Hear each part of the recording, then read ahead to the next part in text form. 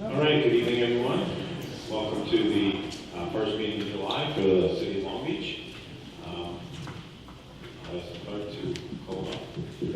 Thank you. Good evening and welcome to the regular meeting of the Council of the City of Long Beach on Tuesday, July 2nd, 2019 at 7 p.m. For roll call, Councilmember Mendel. Present. Councilmember Mandel. Present. Councilmember Moore. Present. Vice President Diamond. Yes. President Aramo. Here. Let the record indicate the presence of Acting City Manager Robert Agostisi and Assistant Corporation Counsel Gregory Kaminski. Now proceed to the call. Councilwoman Diamond, would you lead us?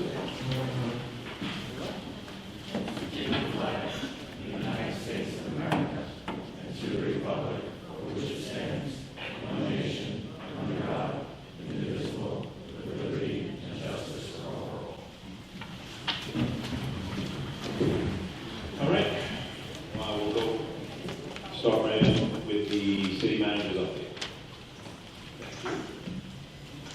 The New York State Financial Restructuring Report for Local Governments, the FRB, issued its comprehensive review report for the City of Long Beach. In that report are a number of findings and recommendations regarding city services and potential areas of cost savings. The report can be found entirely on the city's website. The city is truly grateful to the FRB for the time spent preparing the exceedingly thorough and wide-ranging analysis. We're especially pleased with the FRB's validation of our recent decision to retain the long-term financial planner, Capital Market Associates. While the city naturally would prefer to receive additional grants at the outset, we do appreciate their thoughtful approach, and we understand that the city is now a lifetime customer of the FRB. Their footprint can be used now or at any point in the future. Tonight at 8 p.m. on Riverside Boulevard Beach, the city's free summer concert series kicks off with a performance by Bon Journey. For a full list of upcoming concerts, visit the city's website or refer to the newsletter. All those received in the mail. In addition, Front of the Park is back in full swing, providing fun and family-friendly activities at all city parks on weekdays throughout the summer. Tomorrow's Arts and Crafts project will be in Georgia Park, where the children will be making crowns. On Friday, the City of Bethpage Federal Credit Union are proud to present our annual fireworks extravaganza. The extravaganza will begin Friday at 3 p.m. with a multitude of crafts and food vendors lining the boardwalk between LongBeachCOA Boulevard and Riverside Boulevard. In addition, our food concession building, the Shirley Square food court will also be open. 7 p.m. the concert will be on Long Beach Boulevard Beach. This year's musical entertainment features the Gold Coast Orchestra. Get your fun boardwalk will beach early and bring your beach chairs. The colorful pyrotechnics display by Boulevard Live will be dark from the barge in the ocean can be seen throughout the city. You will be able to observe the stunning fireworks display along the entire boardwalk and the beaches. Residents and visitors are encouraged to use the fireworks show buses leaving from the east and west ends of town beginning at 6 p.m. and dropping off on Riverside Boulevard. Fireworks rain date is Saturday, July 6th. Please note, large crowds are expected, and those attending the show should expect delays in getting there. You can watch the show from anywhere along the beach. Free shuttle buses will run from both the east and west ends to Riverside. And back between the hours of 6 p.m. and 11 p.m. The festivities will continue throughout the weekend at the Arts and Crafts Festival on Saturday and Sunday, July 6th and 7th, from 10 a.m. to 6 p.m. Visit Long Beach and Live at Boardwalk Arts and Crafts for more information. Looking ahead to next week, NYSEA Surf Week returns with the surfing and skateboard contest, charity surf events, parties, art show, beach, and boardwalk vending, and concerts. The Open Surfing Contest features both professional and local surfers between Edwards Boulevard and National Boulevard Beach from July 11th to the 14th. For more information, visit nysea.com. Before I turn it over to Commissioner Miranda for a full report on the water system, I just want to say that after the events of not this past weekend, but the weekend before, we truly all owe that gratitude to our city workers who who are superlative and second to none in terms of their response. They were here literally at all hours of the weekend. I know it was here too. I especially want to thank a few people individually. Greg Scott, the deputy city manager, who managed to picking up and distributing water at all bizarre hours of the night, including the water that the state and county spilled on Good Parkway, which they also cleaned up, and got most of the pallets here 30 in all, and for the incredible distribution they did. I also want to thank Superintendent Tom Canner, who helped out Craig to a large extent over the weekend. His services were indispensable.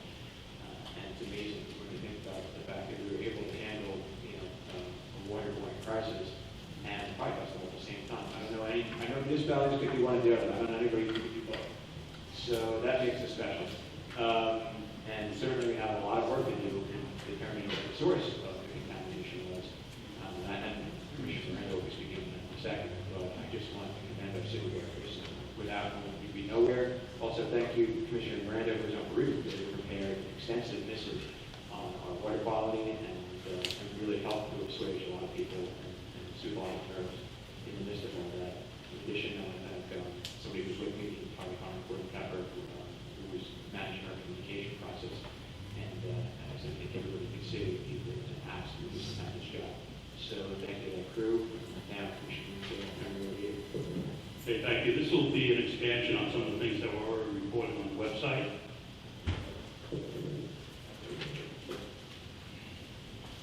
So each month, the city takes 40 microbiological samples from sampling points throughout the city, 10 per week. The samples are from locations and plan approved by the Nassau County Department of Health. They're meant to represent the distribution system wide. In addition, the microbiological sample is taken monthly from each well that was used during the month and quarterly from the storage tanks. These samples are tested for total color forms which can be indicators of fecal or E. coli. It takes 18 to 24 hours for a sample to be analyzed once received at our certified lab. Tuesday, June 18th, water plant operators collected 10 samples routinely as they do each week from the distribution system and delivered these samples to Pace Analytical, the New York State certified lab the city has engaged for the last several years. Wednesday, June 19th, Pace Analytical notified the chief plant operator that a sample from Grand Boulevard sampling station tested positive for total color forms. The total color forms are just an indicator that there may be an issue. All other 9 samples taken that day were negative. Based on the positive sample, Nassau County Department of Health regulations required that the water plant operator collect a resample from that positive location, 1 sample upstream and 1 downstream, and from 3 wells that were in operation on the date of the positive sample, June 18th. Thursday, June 20th, 3 samples and well samples were taken and delivered to the lab for analysis. Friday, June 21st at 9:30 a.m., the lab notified the city that one of the resamples from the upstream resident tested positive for total color forms and E. coli. The staff met with city manager at 10:30 a.m. and 11 a.m. A boil water notice was issued. A notice which must first be approved by the Nassau County Department of Health prior to issue. Friday, June 21st, operators took another 15 samples, 12 throughout the distribution system and 1 from the elevated water storage tank, 1 from the ground level water storage tank, and 1 finished water leaving the water treatment plant. On June 22nd, the lab reported that the results of those samples were all negative. Saturday, June 22nd, operators took another 15 samples, 12 throughout the distribution system, 1 from the elevated water storage tank, 1 from the ground level water storage tank, and finished water leaving the water treatment plant. On June 23rd, the lab reported the results of those samples were negative.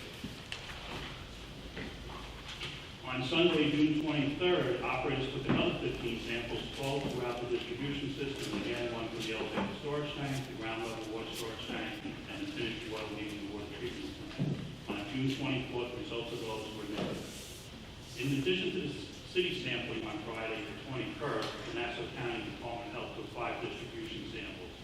One of those samples taken from Long Island Railroad Station bathroom, which to me was not the best place to take a sample, tested positive for total color forms. Again, just an indicator that there may be a problem, not E. coli. On Saturday, June 22nd, the Nassau County Department of Health took 5 more distribution samples, including a resample of Long Island Railroad Station bathroom, which all tested negative. Based on the negative results of 55 samples and none showing E. coli, the boil water order was lifted by the Nassau County Department of Health on Monday morning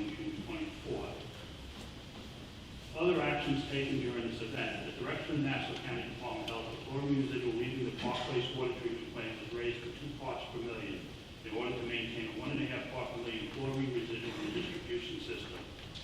This residual will remain in effect until the next 4 weekly rounds of routine sampling take place. We've just finished the second one today. The distribution system was flushed on Friday, June 21st, and on Saturday, June 22nd, to assure good chlorine residual throughout the system. Just a comment on that. This may have created some discolored water problems, but generally we flush the system at night in May and in October to remove sediments. So flushing during the day, as we did to get the residual up, may have caused some people to have discolored water. On June 25th, we took an additional 10 distribution samples from our normal routine sampling sites, and all results were reported as negative. Today, July 2nd, the second weekly round of distribution samples was taken. Those results will be available tomorrow, July 3rd. I would offer the following evaluation of the incident and the actions taken by the city. It is not unusual for water systems to experience a positive microbiological sample with the cause often undetermined. There are many reasons a sample could have tested positive. Sample tap was contaminated, sample bottle was compromised, contamination within the building which the sample was taken, a cross connection in the building where the sample was taken. There was only one sample that tested positive for E. coli, which indicates that this was not a system-wide issue, as all of the samples that day, June 18th, were negative for total coliforms. None of the samples showed any fecal coliforms, which is very important. The residents where the only sample tested positive for E. coli had a water filter. Often water filters are a bed for bacteria. Negative samples from wells and treatment plant indicate that this was not from a supply source or caused by the operation of the treatment plant. And just while we're on the operation of the treatment plant, I think one person we also need to thank is Kevin McCarthy and his water plant operators who continue to do sampling. Thank you. I saw Kevin's back. I neglected to do it, but I have prohibited him from ever retiring as a result of this.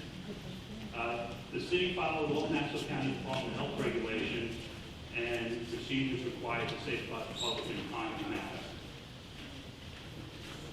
Increasing the supply form residual to 2 milligrams a liter in the flushing system towards the location of the positive sample is appropriate to safeguard public health. As follow-ups, on June 24th, the chief and assistant chief plant operators met with a team of engineers from the New York State and Nassau County Departments of Health. They reviewed our procedures, reviewed our tanks, wells, treatment plants, and sampling stations. They will be issuing a report.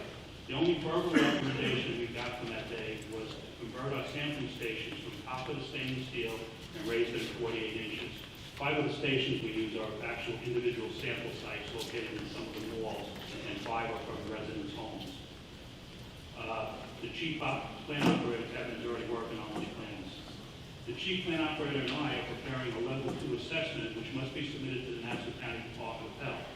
The assessment covers specific evaluations of systems, including our sample sites and sample protocol, the distribution system, storage tanks, treatment process, source water, and any issues found, and what corrective action was taken or should be taken. We expect to complete this report in the next 2 weeks and must submit to the Nassau County Department of Health, where it will be added to their final report. Some additional notes. As a result of the 2 parts per million residual leaving the plant, residents will experience some chlorine odors. Some people are taking chlorine residuals with pool test kits. These kits only give you a range and are not as accurate as the equipment we use, which uses light to measure the chlorine residual. We are maintaining a 1.5 part per million chlorine residual in the distribution system, which is a very safe level. Yet, we understand that it will create some odors and chlorine taste.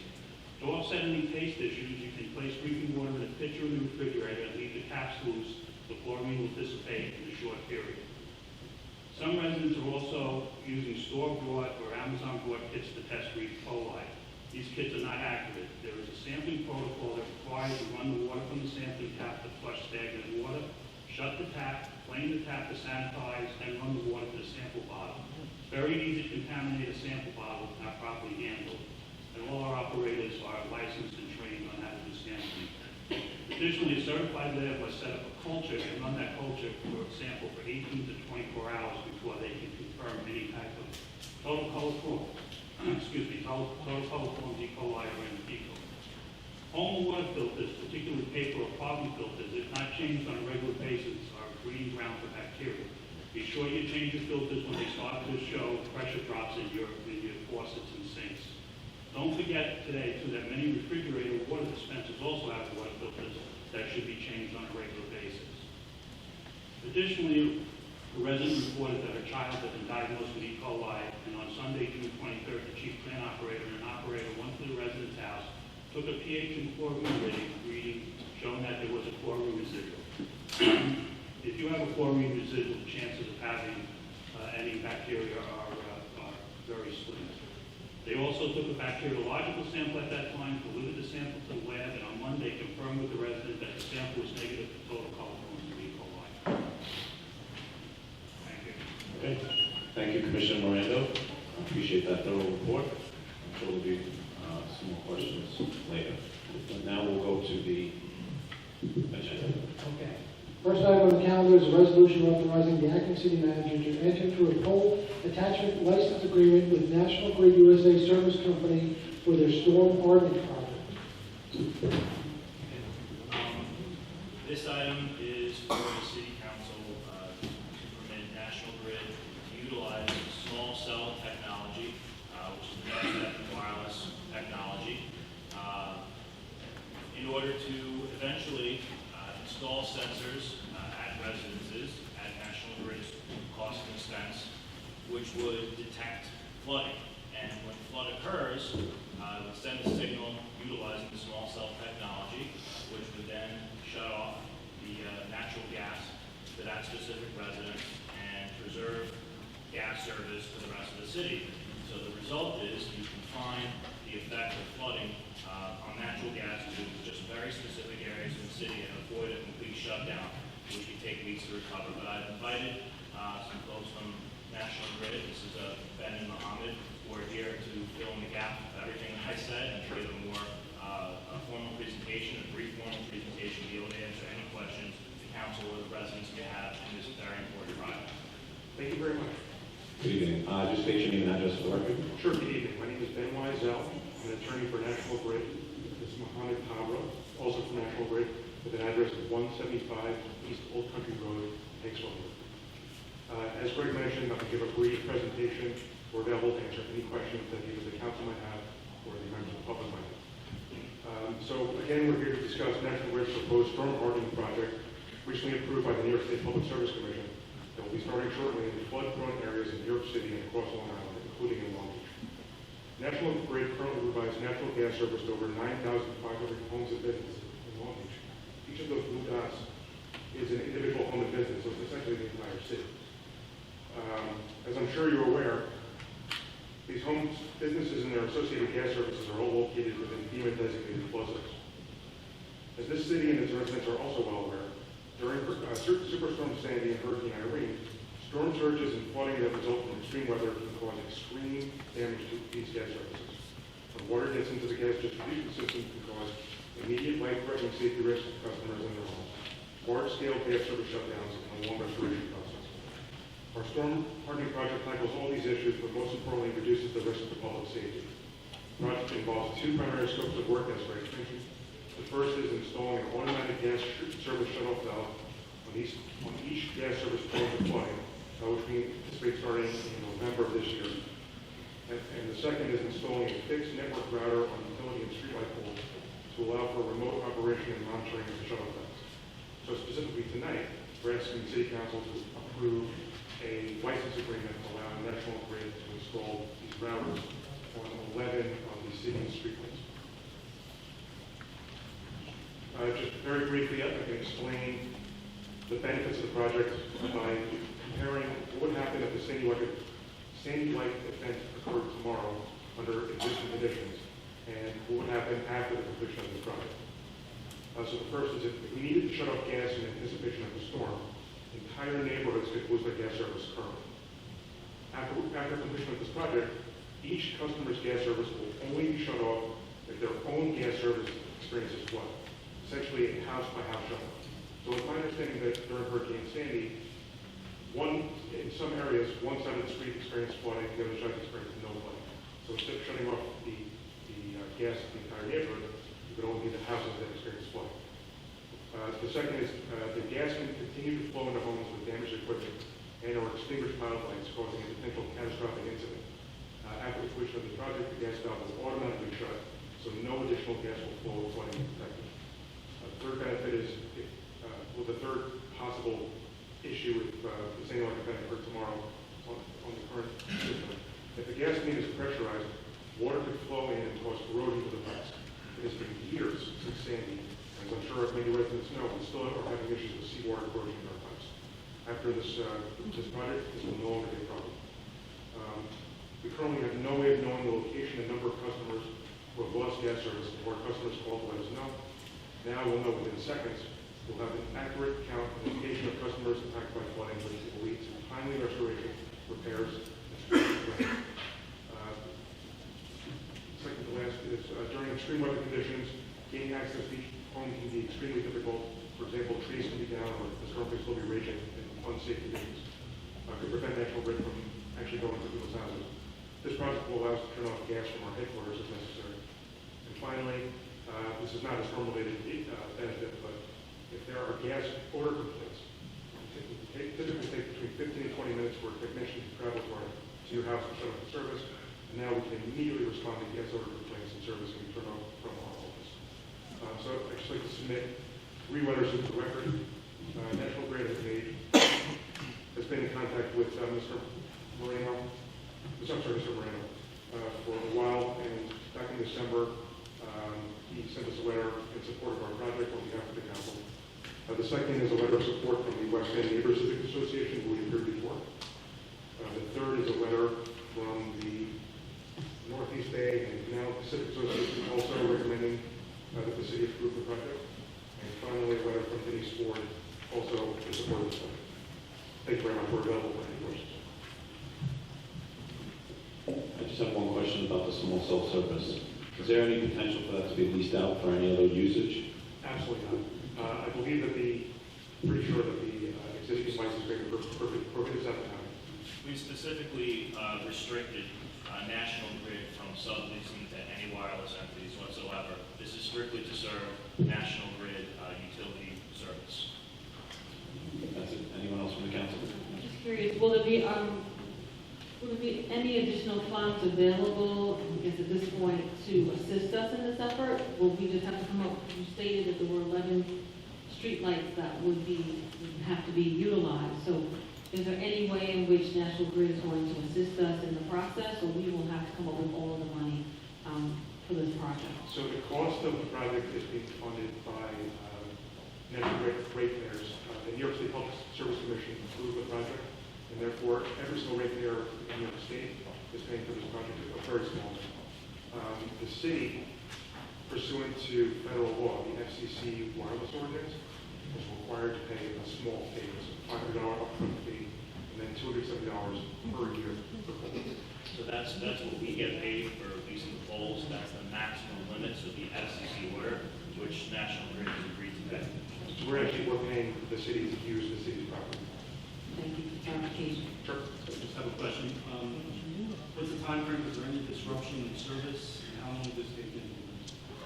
So as I mentioned before, we're planning on putting up the routers next month. We're planning on putting in the automatic gas shut-off valves in November of this year. In terms of disruption, there will be no disruption to our customers' gas service at all. And the goal of the project is to make sure that we continue to provide safe and reliable gas even during storms and during storms. Sure. You said during your presentation, just wanted to verify, you said it will be about 11 poles? So it is 11 city-owned poles 11, okay. and 28 in total. The other poles are owned by PSCG and Verizon. The automatic shut-off valves, obviously they shut off automatically, I assume they are manually reset? They are only reset when inspectors come to the house and make sure that everything is safe to turn the gas back on. Okay, so somebody does have to come to the house to manually Absolutely. reset the valve. Yeah, there's no way that we can turn it back on from our home And base. what's usually the time frame with that, if somebody's valve should trip? Sure, so it depends on the storm itself. So if the storm is Hurricane Sandy level storm, we will always do the best we can. We have a limited number of employees, but we'll do the best we possibly can. I can't say the number of days, but within, As with any other storm, National Grid will be in close contact with the city to let the city know and the residents know how quickly we can get everything back on. All right, and this is more of a technical question, so I'm not sure if you're going to have the answer. Maybe it's a question wrong with this. How do the valves fail in a power fail? Do they fail closed? Yes, they do.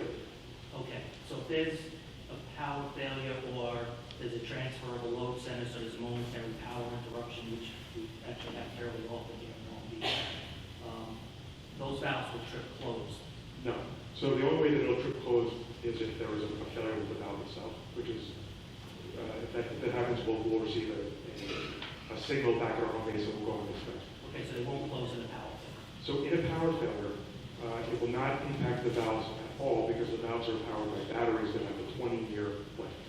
Okay, thank you. Sure. Anything else from the council?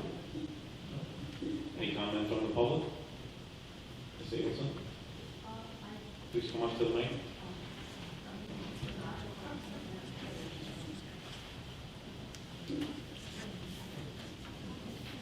Name and address for the record. 374 Harmon Street. I just have some questions. I've done a lot of research. I'm certainly not an expert on it, but I know that there are a lot of people questioning privacy issues and there are a lot of people questioning health issues from small cell radiation. So I just want to understand, and I'm sure you've got answers for me.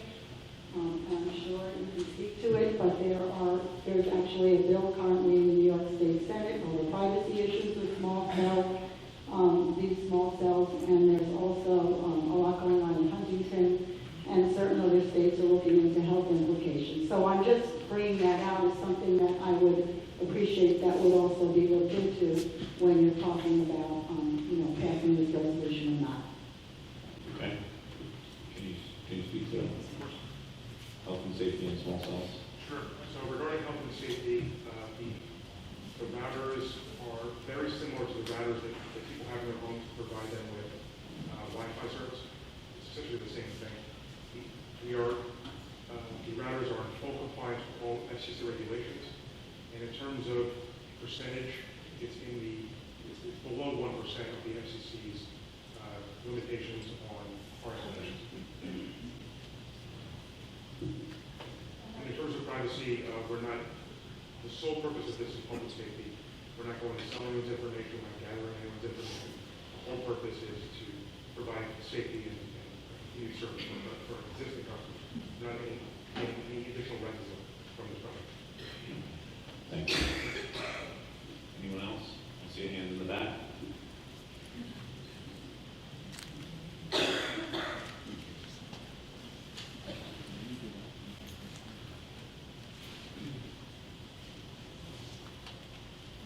Name and address for the record. Jim Kirkland, Long Beach. During Sandy, our gas did not go off. In fact, we used it for the entire time Sandy was a problem. And it was probably months before anybody came by to even check it. And conversations I had with a lot of residents also said that if it weren't for the gas that was still available, they probably would have had a really rough time.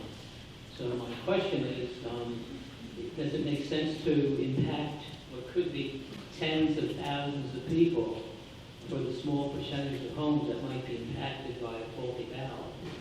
And is there another way of having something included in the valve itself that would allow a safety check to be able to be taken before turning off an entire community or county? I think as was described, it's a house-by-house basis. One house, if I'm understanding it, one house can be automatically shut off, and the next door neighbors could be fine. Every house I know of is 3 feet of water wall and infected. So if the home is flooded, then the gas service will be shut off. So the purpose of this project, I believe, addresses your concerns exactly. So in other words, if there was another Hurricane Sandy today, National Grid could preemptively shut off the gas too long in order to prevent the flow of gas service into your house in case there was damage. After this storm hardening project is approved, each individual house will have its own valve, so that if 3 feet of water around the waiting area, and the gas service will shut off. If your neighbor has no water, then your neighbor will still continue to have gas. Well, the issue was that it wasn't just my neighbor, or the entire city was becoming 90% and we multiply that by two, by all the house and the entire South Shore. So there was a tens of thousands of homes potentially that the gas shut off and relied upon, I think, So, sure, so during Hurricane Sandy, water got into our gas tanks, and the water caused the pipes to corrode from the inside. So as I mentioned earlier, when water gets into the gas pipes, it could take years to resolve that issue. So by shutting off the gas service, by automatically shutting it off, you mentioned it could take a little while to get the gas service to turn back on. The alternative would be that water gets into the gas service and it takes a lot longer to carry your gas. So in other words, this is a. that's fine. Okay, sure. Is that a question or? Well, so you're saying the intrusion came on your end, homeowner. But No, this is, I'm talking about individual homes, gas service. So hypothetically, your house had some flooding. Right. Which it did. Okay, so it's possible that the debris in the water and the velocity of the flow of water could damage the pipe leading from the ground to your house. But I mean, the input, not necessarily. Sure.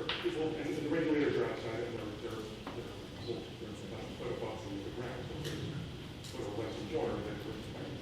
So it's between the house and the house. Correct. So the alternative to this is you just shut the city to you shut the gas to the whole city. Exactly, which is something. That's the alternative. Which is something that we don't have to. Okay. Thank you. Okay, sure, come on up, sir. What did you say before?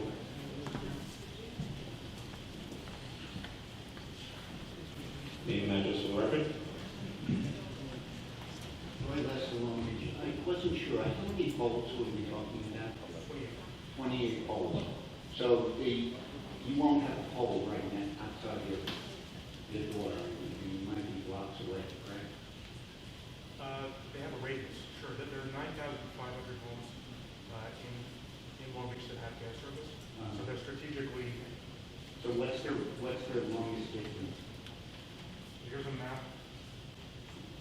Each of those dots represents an individual home. So it might be blocks away. Correct. Okay. So, but you're saying that it's basically the same power as your Wi-Fi? In terms of the FCC emissions, yes. How come, if I tried to get my Wi-Fi blocks away, it would never work. How can it be the same power? FCC, because We can't hear. I'm sorry.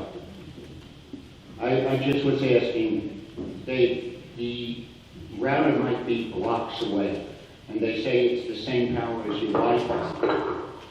So I can't quite understand, because I know if I go outside my front door, I can't get my Wi-Fi. And yet this is the same power, and it can be picked up blocks away. I don't get it. Maybe I don't believe it.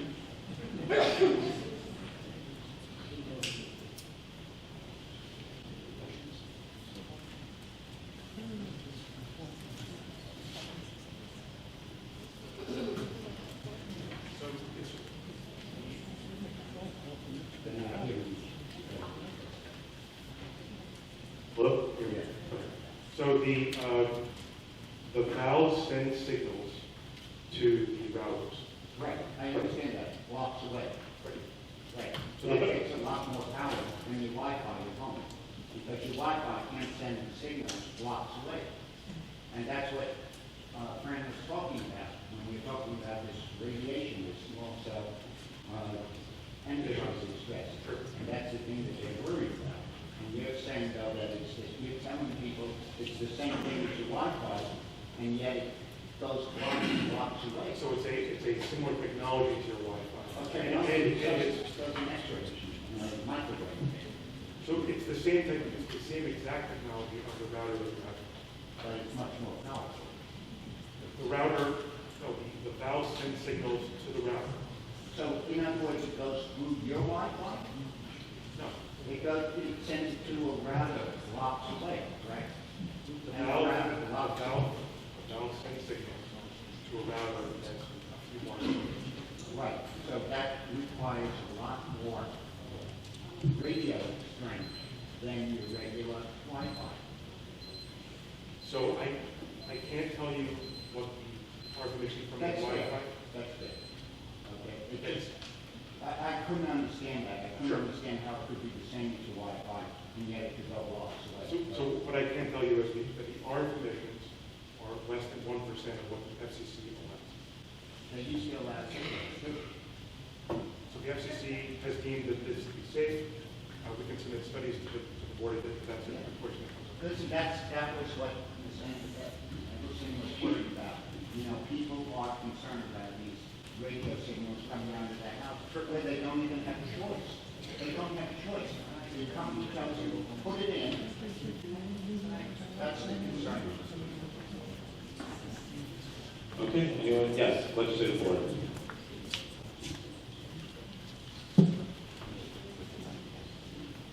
So I'm being told that it's the equivalent of a cell phone call. So the valve sends a cell phone signal, like a cell phone call, to the router. How's that? I would like for you. Name and address, okay. I think it's 436 Ohio Avenue. Yes, I do support this initiative by National Grid because I think in the long run it is safe. You know, it is going to be safer for our communities with storms and floods and whatever. And I think the concern that was justified with the routers, and the signals. But I think they were saying that the adapter is outside the house, not inside the house. So that might be a little bit better. And one other thing, so the routers and the valves hardly ever operate. They're typically, well, in terms of emitting RF emissions, so they're on standby. So they're only tested for about, less than a second. So the valve communicates 3 times a day. No. 3 times a day, but those are less than, Yeah, split second.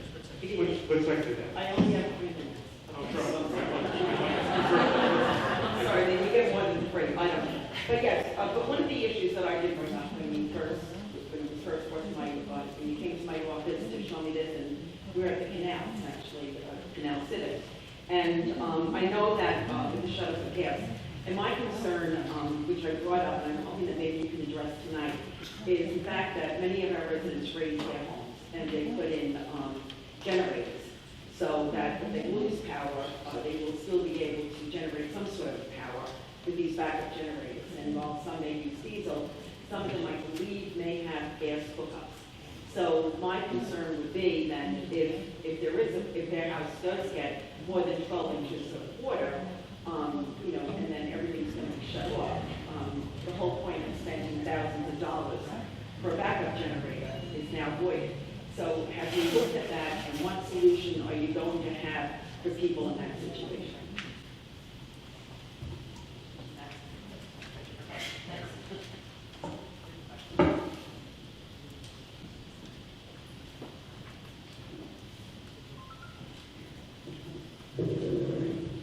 Just a comment, that was one of the major concerns that we raised in all letter to you. Sure. About the emergency generators. So our priority is customer safety. And just because a generator is running does not mean it is running safely, especially if the house is flooded. Anytime flood waters rise above the regulator, there's a risk of overpressurization which can cause severe damage to your home. The generator is a natural gas generator, may create an explosive environment if the generator has been compromised at any given point. In addition, the electric connection is located below the water level.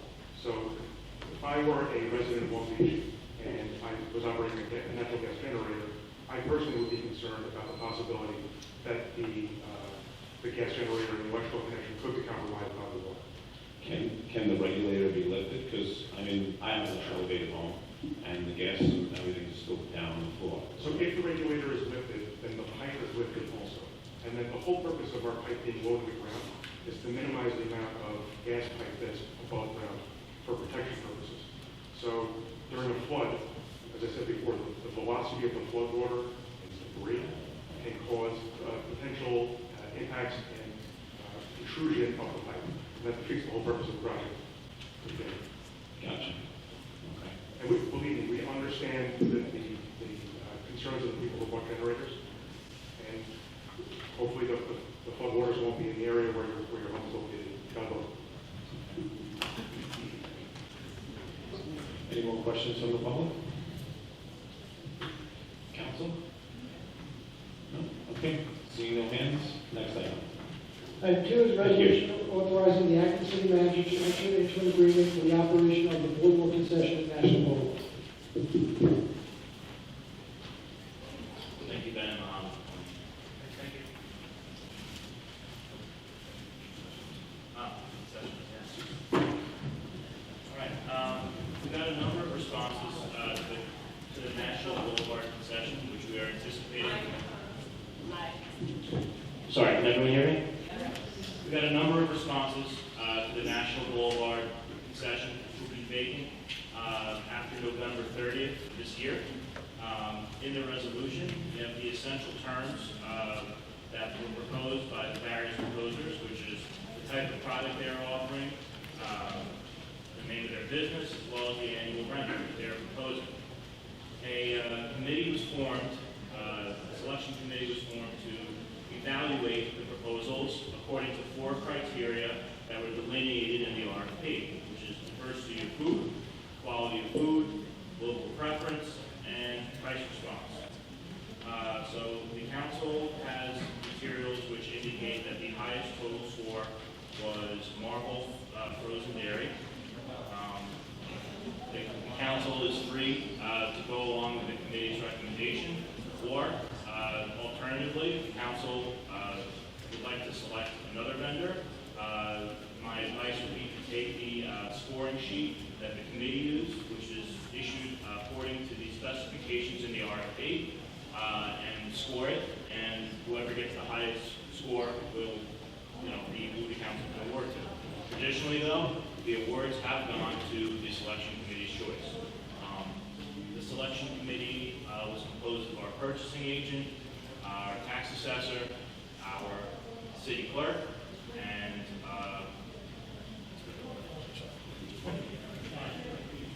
the director of BeachCOA.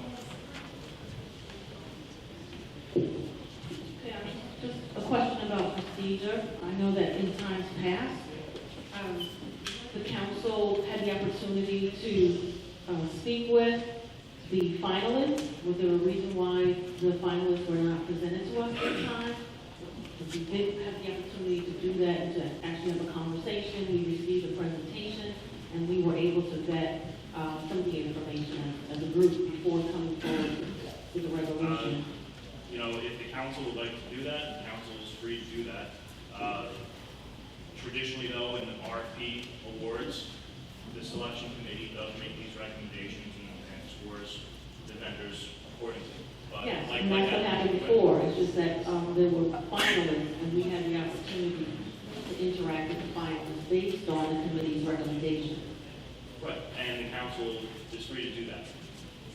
But I will just say that if the council legally wants to deviate from the winner, the proposed winner here, you all would need to fill out the scoring sheets yourselves, so that it's not, the council arbitrarily selecting one vendor over another, and that there is some sort of principled scoring criteria response to the proposal. No, I'm not disagreeing with the scoring Right. criteria. I think it was excellent in terms of the items that were listed. I just have questions about procedure. Sure. The initial ones, we were able to interview. Just have a quick question also. In looking at the annual rent, it appears that Marvell is not the highest annual rental term. It seems like that's the fourth criteria, the price response, is that? Yes, the price response is 45 points out of 100. And how would those calculated? How would they, each of the four categories, how would they weigh? How did you come up with, for example, one of them is quality of food? How is that? Well, it is subjective, and that's kind of the point of an RFP procedure, is that there is some subjectivity required. And everything is weighted in the RFP. It's said up front so that the proposer knows how much weight would be given to each criteria. One of the criteria is local preference. Yes. Was there any community outreach to ascertain the local preference of this? Local preference, I believe, meant that if you were a City of Long Beach business, that you would get like a small bonus. I believe it was 5 points out of the total of 100. Thank you. Anything else from the council? Okay. From the public. Yes, I see a hand over here.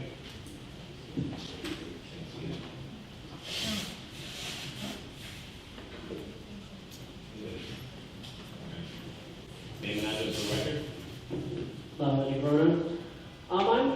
I believe that the council should choose instead the Nathan's manufacturer, Party Magic USA, as you can see it on the agenda, that since their rent was $52,000, they're willing to pay us, while Marvell, for its first full year in operation, would be willing to pay us $40,000.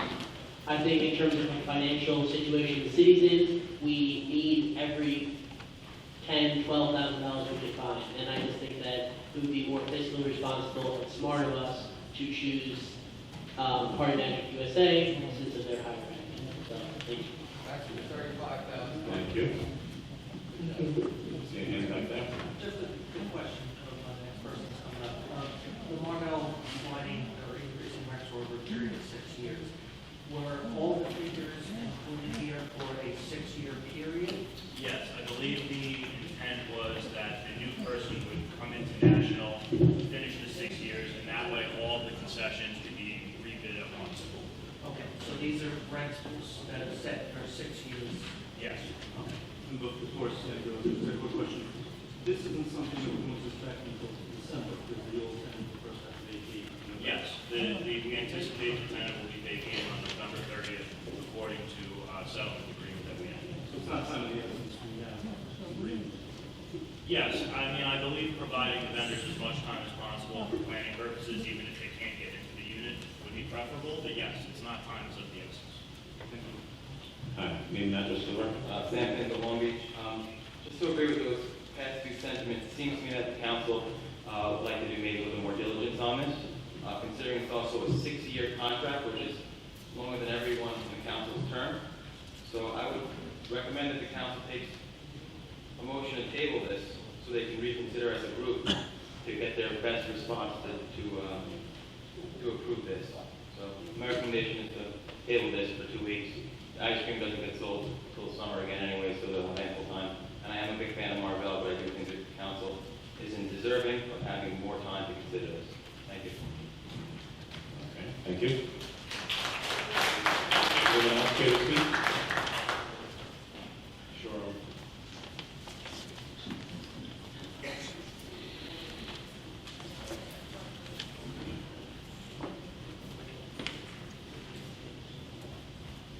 Good evening, council members. Name and address for the record. Mike Delory, Long Beach. Other financial questions I have, but it really has to do with the level of insurance. Is the level of insurance consistent through all vendors that they have to carry? That's question number one. Also, area of usage. It seems that since it's a small place, it could have a large crowd. Will there be seats allowed in the interior where the railing is on the north side? But will they be restricted from putting any type of seating arrangements on the south side of the railing? Is there restrictions on time as far as closing? Do they close at like 9 o'clock or 10 o'clock, 11 o'clock? Those are all my questions. It's, the intent here is for this, whoever this vendor is going to be treated the same as the other concessionaires. The insurance levels, I can't recall them offhand, but I think it's 3 million general aggregate, which is standard for a commercial lease. As far as the seating that's allowed, as far as I know, they're going to be treated consistently, like all the other concessionaires are, and the time restrictions too are going to be consistent in that they're required to be open during the Ocean Beach Park season, and I think they can stay open until as late as 10 p.m. On any given night. We encourage them to stay open beyond the Ocean Beach Park season, of course, but we really intend on it being a service to residents using the boardwalk and beaches during the summer. Okay, and just to follow up to that, like if there's an event, a concert, or any type of event at that location, would they be allowed, upon request, to stay open later, like say 11? Yeah, I think that's up to the discretion, the structure in most of these leases, it's up to the discretion of the Commissioner of Public Works. They want to have a special event, or there's some special event going on, and a vendor wants to ask for the special commission to stay later. I think they would just need to make the request, and it would be evaluated accordingly. To the Commissioner of Public Works. Okay, thank you. Yeah. President Rob, I just wanted to just say to Mr. Delurio's point, that in times past, we actually had the opportunity to review the plan as well for all of the individuals who are participating in this process. So having said that, I'm going to actually motion to table this item so that we can have further opportunity to actually review the assessment. We had a tiny amount of time to look at the scoring. We also had the opportunity to hear from the actual finalists so that we could also make a better assessment. And so I'm going to motion to table at this time. I'll second. We have a motion to table, Councilmember Mendoza. Yes. Councilmember Mandel. Yes. Councilmember Moore. Yes. Vice President Thomas. President Ross. Yes. Mr. Gay. Item 3 is a resolution authorizing the city manager to amend the current agreement with coastal planning and engineering and assisting the city in our coordinating efforts with the U.S. Army Corps of Engineers and the New York State Department of Environmental Conservation.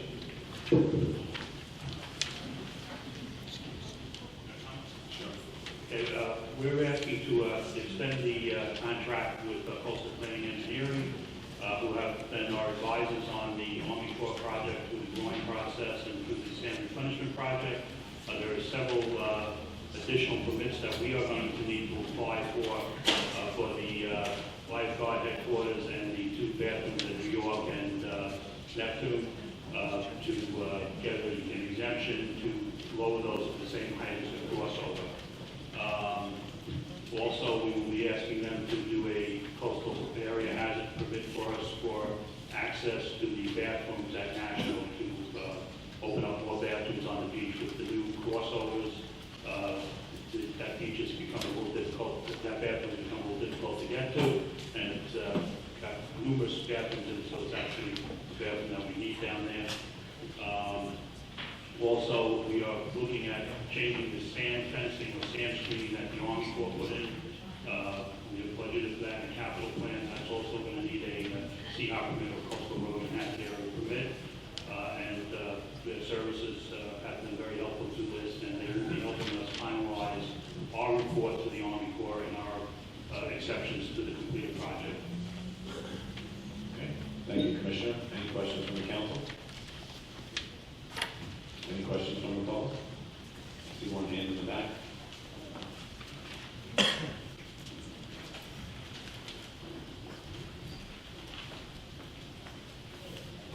Dan Pinto, Long Beach. Quick question related to the topic, but not exactly what was discussed with those options. Running the boardwalk, I always noticed there are bump outs that were for the old booths and ramps are there. Some of them have been boxed off, some of them have been actually poles been put back up to the railing. Hoping if possible, or if we can figure out if it's actually happening, if we can keep those bump outs, remove the ramps, keep the bump outs so we have an area we can utilize instead of removing all the wood, all the piles, all that space, and we actually already have it there, just keep them because it's there. There are 2 issues with maintaining them, and we're investigating both. I did go down about 3 weeks ago. We saw some comments on this on Facebook, and myself and the deputy commissioner went down to inspect them. there's several issues. One is a maintenance issue for the maintenance aisle of getting equipment in there. If you notice that the new crosswalks go up 2 feet on an angle, and they have a less depth beam that's carrying them, that's only 8 inches, whereas the existing bump outs, when we expect them to have 14-inch beams, are flat and only allow for about 4 feet of clearance, which means we would not be able to get in there with any equipment. And we looked at removing the center post, but my evaluation is that removing the center post could create some issues with the stability of the structure. Once those ramps are gone, the structures are only tied into the boardwalk at 2 locations, 2 of the 8 or 10 beams that are there, and they could become unstable and rock forward. So we can hire a structural engineer to do a quick analysis on it, but I think the bigger issue is going to be that if we keep them, we're not going to be able to maintain that sand aisle, and if we can't maintain that sand aisle, eventually the sand will overtake the boardwalk. In those little 10-foot areas? No, not just in those 10-foot areas. We can't get between, there's 14 of them. We can't get between them to get equipment under to keep the stand at a level that's, originally down there. But we can get the machines under the current ramps that are just put up at that We location? can get them under the current ramps because they have a beam that's less than depth, and plus they go up at an angle, and there's no center post. So we continue to evaluate it, but it doesn't look hopeful. So. I appreciate any extra effort we can do. Thank you. Anyone else from the public? No? Seeing no hands? Oh, wait, no? Maybe? Yes? Absolutely. Come on up.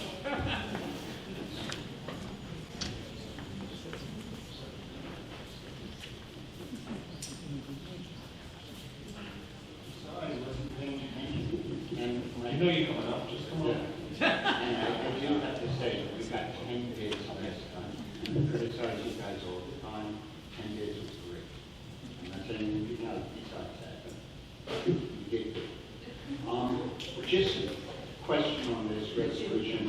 It says, whereas pursuant to resolution, in the second whereas paragraph 144-12, duly passed on December 4th, 2012, resolution 140/14, duly passed on October 7th, 2014, and resolution 90/17, duly passed on September 5th, 2019.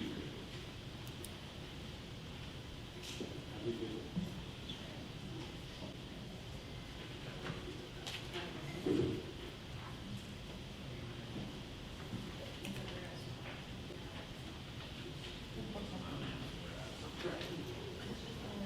There's a typo, and apparently, because it's in a whereas clause, is okay. We're not going to fix it? We're not going to fix it, Michael? I don't know if we have time to fix it. What you do is make a motion to fix it. I'm just messing with you.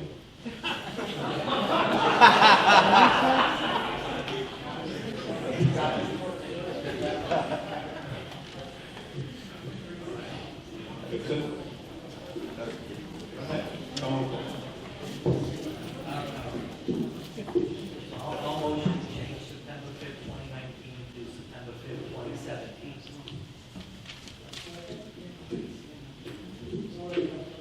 Yes. Yes. Yes. Okay, yes, good time. Steve Hansen from Beach Street. Just a quick follow-up on the bump outs. When you're saying that the support system wouldn't be good, you still got the middle here. Like the window in your house, when you make a little beam above it, the support, if you take out the middle. It's pretty easy to do, and I was talking to an engineer friend of mine who said you could definitely get out the middle pier and then support the top beams, you have 2 piers, and then have plenty of support for the bump outs. So again, if the support is going to be, if we could do that, that'd be wonderful. Except that any other beams to that, any of the beams will reduce the amount of area we have to cross under them.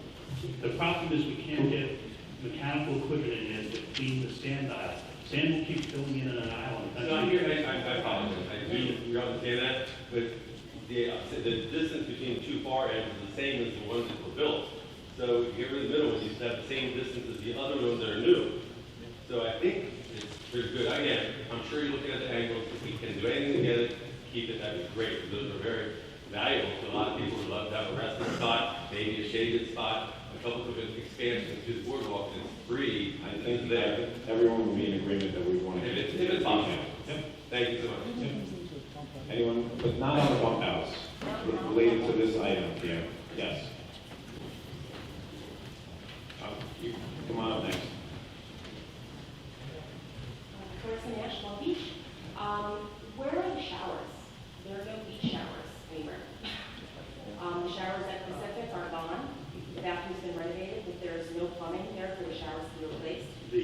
The Army Corps is replacing those showers. They have a subcontractor who's replacing the piping work. As soon as the pipes are in from the Army Corps contractor, we will be reinstalling the showers, reopening up the Will showers. that be for this season? You know, I just had a very disturbing meeting with the Army Corps last Monday. The general contractor has shut down the job site for the summer, and they will not allow the subcontractor, Galvin Brothers, to come in and finish any work unless the general contractor is there managing them. Well, that's unfortunate. It's not really fun walking home to the beach with children who won't stand it. I understand, but We're almost done. So probably not this season. you know, we're fighting with them, constantly fighting with them. Okay. Anyone else? But it has to be related to the Army Corps of Engineers, this engineering contract specifically? Name and address for the record? Hi, Marie B. Long Beach. Could you give me more information about the bathrooms at Neptune and how that's going to look? The current situation is not ideal for leaving the beach and having to use the bathrooms on the street. I also wanted to know about the showers at Neptune as well. The easy one, the showers, is the same issue I just explained. The bathroom at Neptune in New York, if you look at the 30-foot wide crossover, it slopes up from the boardwalk. There's a 30-foot flat area or a level area. The bathrooms at those two locations will be off of those level platforms on the crossovers. And that'll be done. Those will be done over this weekend. Okay, great. Thank you. Anyone else? Okay, seeing no hands, next item. Item 4 is a resolution authorizing transfer of funds for the 2019-20 fiscal year. So I know this is a little bit early to be sure everyone is comfortable dipping into contingency. However, we found out last week from our property insurance carrier that our premium was going up $113,000. Unfortunately, we were recorded with this information at the last minute. It happened, something almost identical happened last year with our liability policy. We wound up fighting our way through that with our broker and getting comparable liability coverage for the budgeted price, but we were very fortunate in that regard. But this year, we were not able to overcome that, and so in order to avoid a gap in coverage, which could be calamitous, if not catastrophic for the city, this transfer is needed. On the plus side, we did just receive a grant for $125,000 to reimburse us for CMA expenses. So, the city council will have options. It can replenish the contingency funds that are on. It could vote some funds, there's some funds in the city manager consultant fund, or wants to hire a city manager search firm sometime later in the year. You have options, that's the point. But unfortunately, this is just the cost of doing business. Okay, any questions from the council? Any questions from the public? Okay, seeing no hands, next item. Item 5 is a resolution authorizing publication for hearing of an ordinance to amend the code of ordinances of the city of Long Beach regarding water and water distribution. This item is publication only, and hearing will be held July 16th at 7 p.m. Item 6 is a resolution authorizing publication for hearing of an ordinance authorizing financing for the cost of fiscal year 2019-20 separation payments to or for the benefit of employees of the city upon separation from employment, stating the estimated total cost thereof of $2,147,061, appropriating said amount therefore, and authorizing the issuance of not to exceed $2,147,061 bonds of said city finance said appropriation. This item is publication only, and hearing will be held July 16th at 7 p.m. Now on to the vote. Item 1 is a resolution authorizing the acting city manager to enter into a full attachment license agreement with National Grid USA Service Company Incorporated for their storm parking project.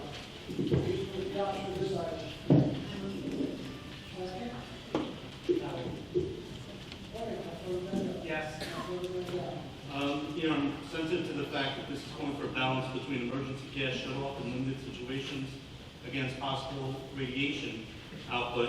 But as it was described, the output is approximately that to a cell phone. And would be for short durations as needed. So based on that, we're going to do that vote yes.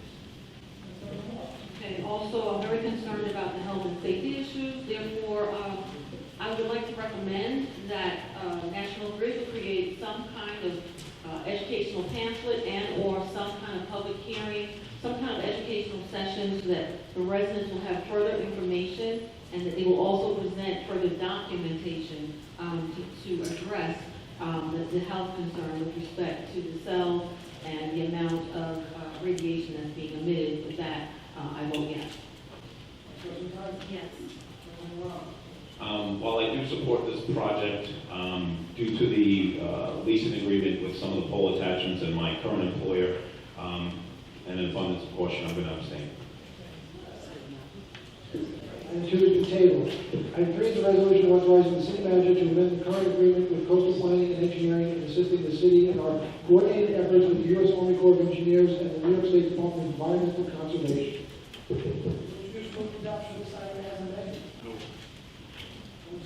I will. Yes. Yes. Yes. Yes. Item 4 is a resolution authorizing transfer of funds for the 2019-20 fiscal year. I will. I will. Yes. Yes. Yes. Yes. Yes. Item 5 is a resolution authorizing publication for hearing of an ordinance to amend the code of ordinances of the city of Long Beach regarding water and water distribution. I will.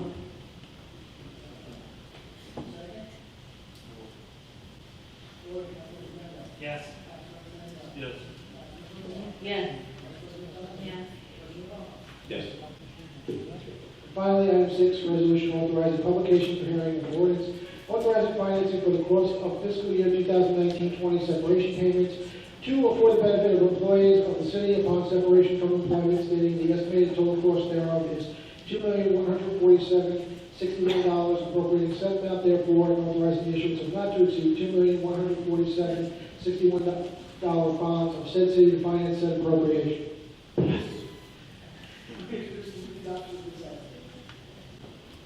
I will.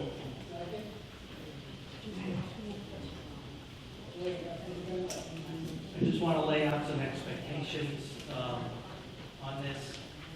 I do not expect that we will be voting on this bond at the same meeting as the public hearing. It needs to be the meeting after. I would like an assessment from our new comptroller, who's starting on July 8th, on the payouts. And also, I would like for our financial advisor, IMA, to provide recommendations on CMA, on potential alternate funding avenues for this, partial or full. And with that, I'll vote yes. I join in everything Councilman Bender just said. I vote yes. Yes. Yes. City manager's monthly personnel report is filed by the city clerk. We'll make a motion to close the meeting.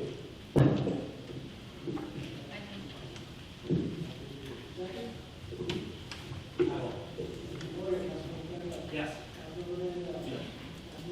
Yes. Yes. All right, we now enter our good welfare. Everyone will have 3 minutes of uninterrupted time. As former City Council President, I would just ask Councilman Mandel to preside over this hearing. Thank you.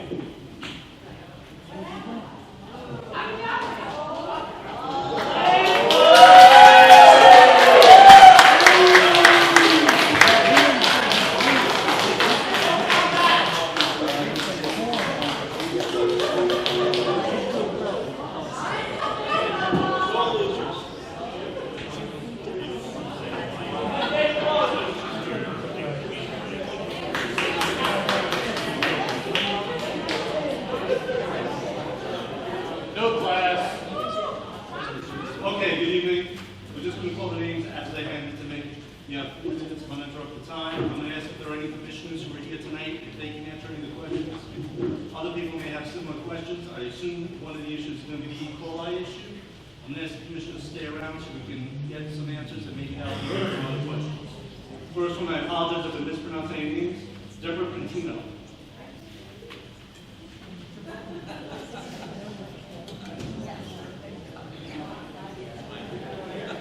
Good evening, Ms. Cantino. Just have to state your name and your location. You don't have to give a specific address. Hi, Debbie Cantino, Long Beach. First, I just want to thank everyone for all the hard work that they did in notifying the Long Beach residents about the water contamination and the distribution of all the bottled water, especially since this occurred during Pride weekend. Tremendous efforts on your part. I do want to mention, one of the gentlemen had said there's a lot of work to do in determining the source. And I would agree with that. And to that note, what are we doing to determine the source of the contamination? And as a follow-up question, what efforts will be made to proactively prevent this from occurring again? Mr. Miranda, can you address this? Sure. As I mentioned in the report in the beginning, we had the New York State Health Department and the Nassau County Health Department have a team of engineers meet with our chief plant operator and our assistant chief plant operator. They went through our entire plant. They went through a distribution system and went out to a sampling sites. They spent a good day here with our operators. Myself and the chief plant operator are doing a level 2 assessment where we review all the same things that the health department did. And again, I can only say this was such an isolated result that it will probably never really know exactly where it came from, but we will know that it will not happen again. Is there a timeline where these efforts that you will make will be publicized for Long Beach residents to Yes, know? we have till the end of this month to file our assessment with, level 2 assessment with the health department. We've already started work on it. I plan to have it done within the next 2 weeks. And when that's submitted to the health department, they'll put those together, resubmit the report to us, and we will make that available on the website. Okay, thank you very much. Just following, can the city make an effort, has more information becomes available, and we don't wait for... Right. We'll make Yeah. it. As a matter of fact, as I said in the report today, we took our second round of 10 samples, our routine samples, which will need 2 more rounds before we can lower the chlorine dose again. And as soon as we have those sample results, I will ask our public relations people to post the results on the website. Thank you. And just to add to that, will there be an actual emergency plan that will be shared with the public? We have an emergency plan, but it will not be shared with the Republic because the State Drinking Water Act and Homeland Security requires that we not share those plans Security internally purposes. with security purposes. Okay, so is there a way for the communication department to find a way to maximize the amount of communication that we can have with our residents? There were many residents who were not linked to a Facebook page or to the website who did not have access. They're also, for whatever reason, not also connected to our app, which means that they did not receive the robocalls or text messages. Is there a way for us to maximize our communication efforts? I would speak to our communication people about that, but one thing everybody has to understand, once the E. coli sample came about, the communication is out of our hands. We have to take pre-written communications, add the information, then get approval from the Nassau County Health Department before we're allowed to release that. So, and quite frankly, I think the city manager and the staff did a great job, the commissioner, Kevin, getting that out in a timely manner. It only took them an hour from the time they were notified by the health department that they had to get this notice out. Absolutely, and I know that everyone's hands were tied because you were also working with Nassau County. So is there a way for us to put some pressure on Nassau County to come here and give us some answers? As a matter of fact, I've been following an email chain between Nassau County and New York State. They're arranging within the next 2 weeks to have an actual meeting here for the public to review the whole E. coli. And again, I really can't say this enough. We really erred on the safe side in public safety. This was an isolated sample, one sample in one location, and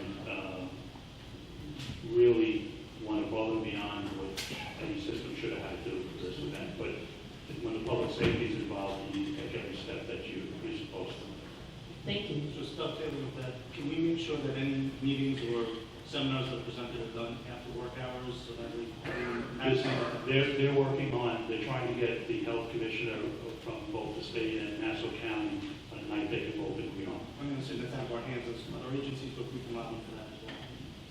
So, Thank you.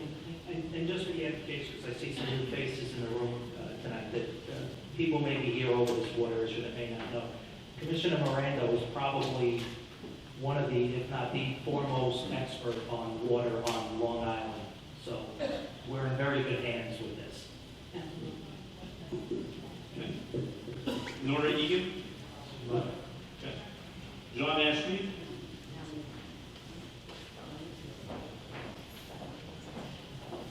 Good evening, Mr. Ashby. Just state your name and your general location on Good Street. John Ashby, Beach Street, Long Beach, New York. Thank you, council members. Just a few comments that go to the publication of the bonding that's coming up. I would admonish the council, consistent with Mr. Bendo's comments, that no payment should be approved without strict vetting of the proposed payments by unconflicted personnel and professionals. We have a new comptroller that's getting on board. She should certainly be charged with reviewing this and make sure, to her satisfaction, that all the calculations are correct. The payout scandal broke 14 months ago. We still don't have a resolution of it. Anyone who foils the information on the payouts could see that they're cockeyed, that there's a small handful of people who got a lot more than what's stated in the CSEA contract or the Code of Ordinances, and therefore we need to make sure that we get this right, or else I view this council as complicit in further improper payments. And no one who either received the payment that's under review or that is getting a payment should be involved in that vetting process for the obvious reasons. That makes it a conflicted process. With that, thank you.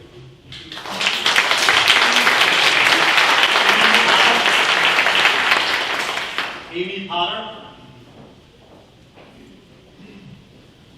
Good evening, Ms. Potter. Just state your name and the general location. Amy Potter, Long Beach. Was curious about the status of the mobility mats. Commissioner Miranda, are you able to speak to that, or can you refer to beach maintenance? I haven't had to refer to beach maintenance on that. I believe they're at, where they're located is on the website, and each one that's located in 4 locations are by grants that are ADA compliant and by bathrooms that are ADA compliant. Okay, Ms. Potter, our person for beach maintenance, I don't believe is here tonight. We have your contact information. Somebody will respond to you. Okay, and I was just curious, do they get to the water? Do they go that far? No, we don't get into the water because it interferes with maintaining the beach and sand raking the beach. And when we've tried that, we've actually moved a couple of the mats, so they don't go down to the high tide line. Let them know so we can respond to them, please. Yeah, just so you know, to anybody that needs to get to the high tide line, that needs assistance, can call the number that's on the website, and the lifeguards will actually come and bring a special wheelchair and get you down to the water. According to the city's website, moving that access is available at Minnesota Avenue, Neptune Boulevard, Long Beach Boulevard, Lafayette Boulevard. And that information is available at longbeachny.gov/access. So somebody can take it. Mr. J. Gosso?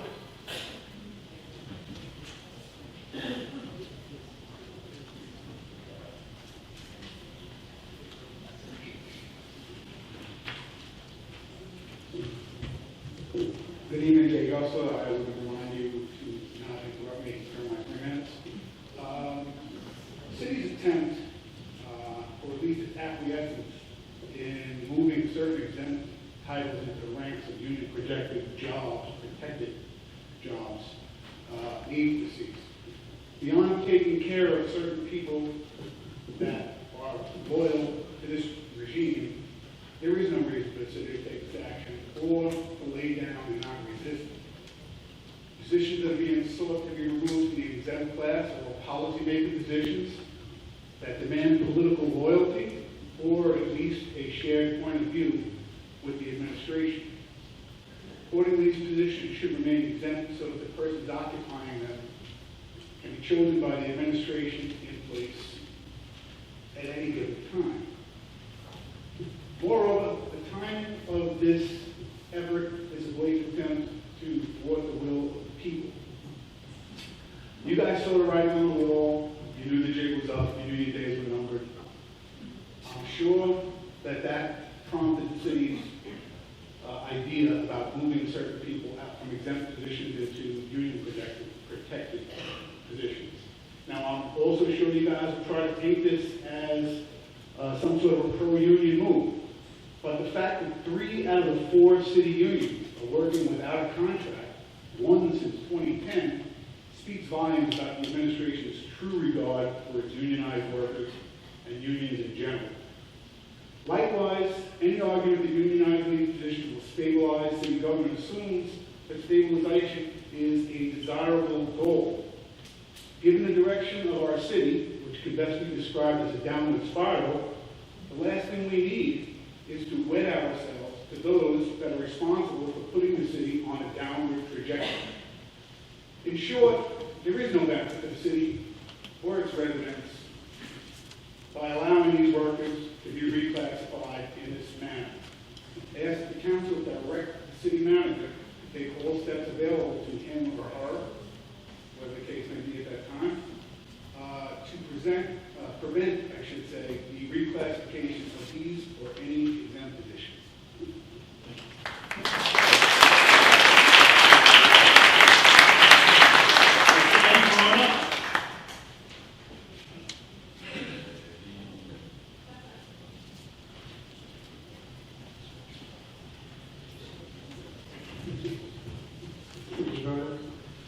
The defeat of incumbents in the Democratic primary on Tuesday sent an overwhelming message to this council.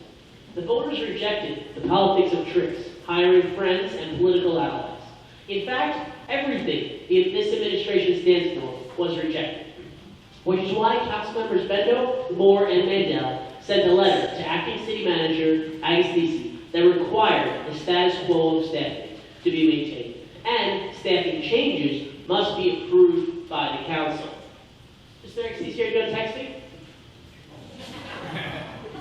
Thank you.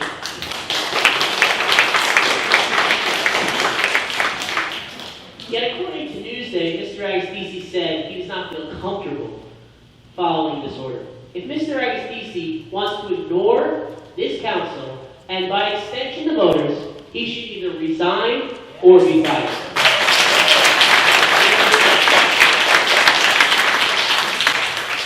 Additionally, on Wednesday, the New York State Financial Restructuring Board released a comprehensive review of Long Beach's financial state. The report tells a story of mismanagement and budget tricks that have plagued our city for years. It also discusses the significant overspending by the city. For example, the report detailed that the city has some of the most generous separation pay policies in the state, greater than any municipality it has dealt with, and greater than New York State. In detail, on average, the average separation pay for a firefighter is $296,000. For a fire lieutenant, it's $409,000.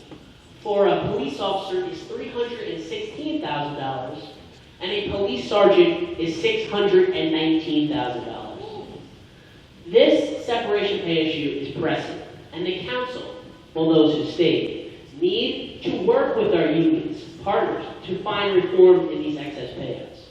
The firefighters have not had a contract for 9 years. The commanding officers have not had a contract since their inception. And our police officers have not had a contract in 5 years. We need to actually negotiate with our unions, work for concessions and separation pay. Councilmember Bendo, after the separation pay bond failed, said, this week we need to meet with our unions to form compromises on separation pay. Yet that was never done. Several months ago, when Mr. Pinto went up and said, you should negotiate with your unions to reform separation pay, Mr. Agostisi scoffed at him and said, please. This idea that we cannot negotiate with our unions, that we should just let binding arbitration solve our issues, is wrong. We need to say that separation pay is an issue and it needs to be reduced for the benefit of the taxpayers. Thank you.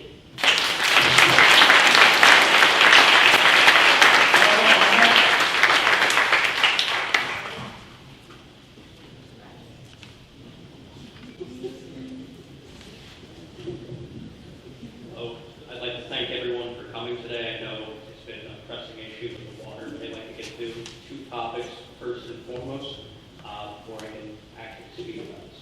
First of all, I would like to say to the pyramid over there, if you stop messing with the cars, it's incredibly rude to the citizenry of Long Beach and to everyone who has wanted to speak by sticking your fingers in the cars, messing around with it. Everyone on the city council is told you to stop by now. It's rude. It's rude. It's disrespectful. Second of all, I'd like to get to my questions, and this is on the subject matter of tourism, of course. I'd like to ask a question as to why are we as a city so reliant on tourism, even though when I went to the quality of life meeting, there were several local businessmen and individuals who own businesses along which have said that it's not been that helpful. A lot of them have been causing a lot of issues, especially in the West End. They were throwing out their average have gotten into a brawl recently, as some of you may have heard.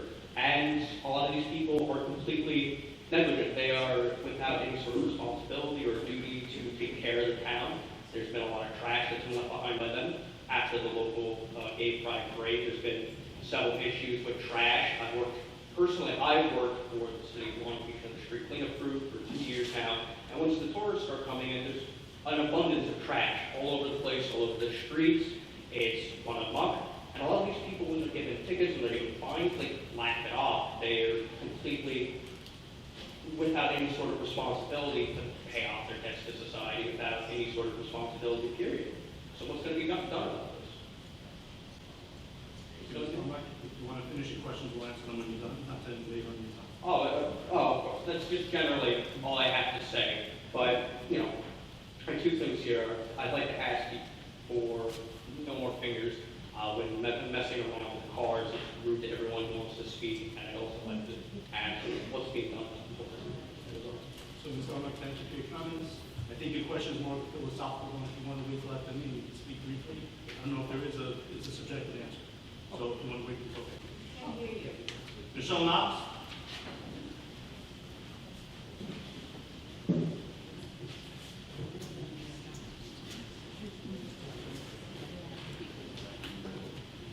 Michelle Knox, Long Beach. I'm just curious, with the new election, why don't we change our city council president to the new?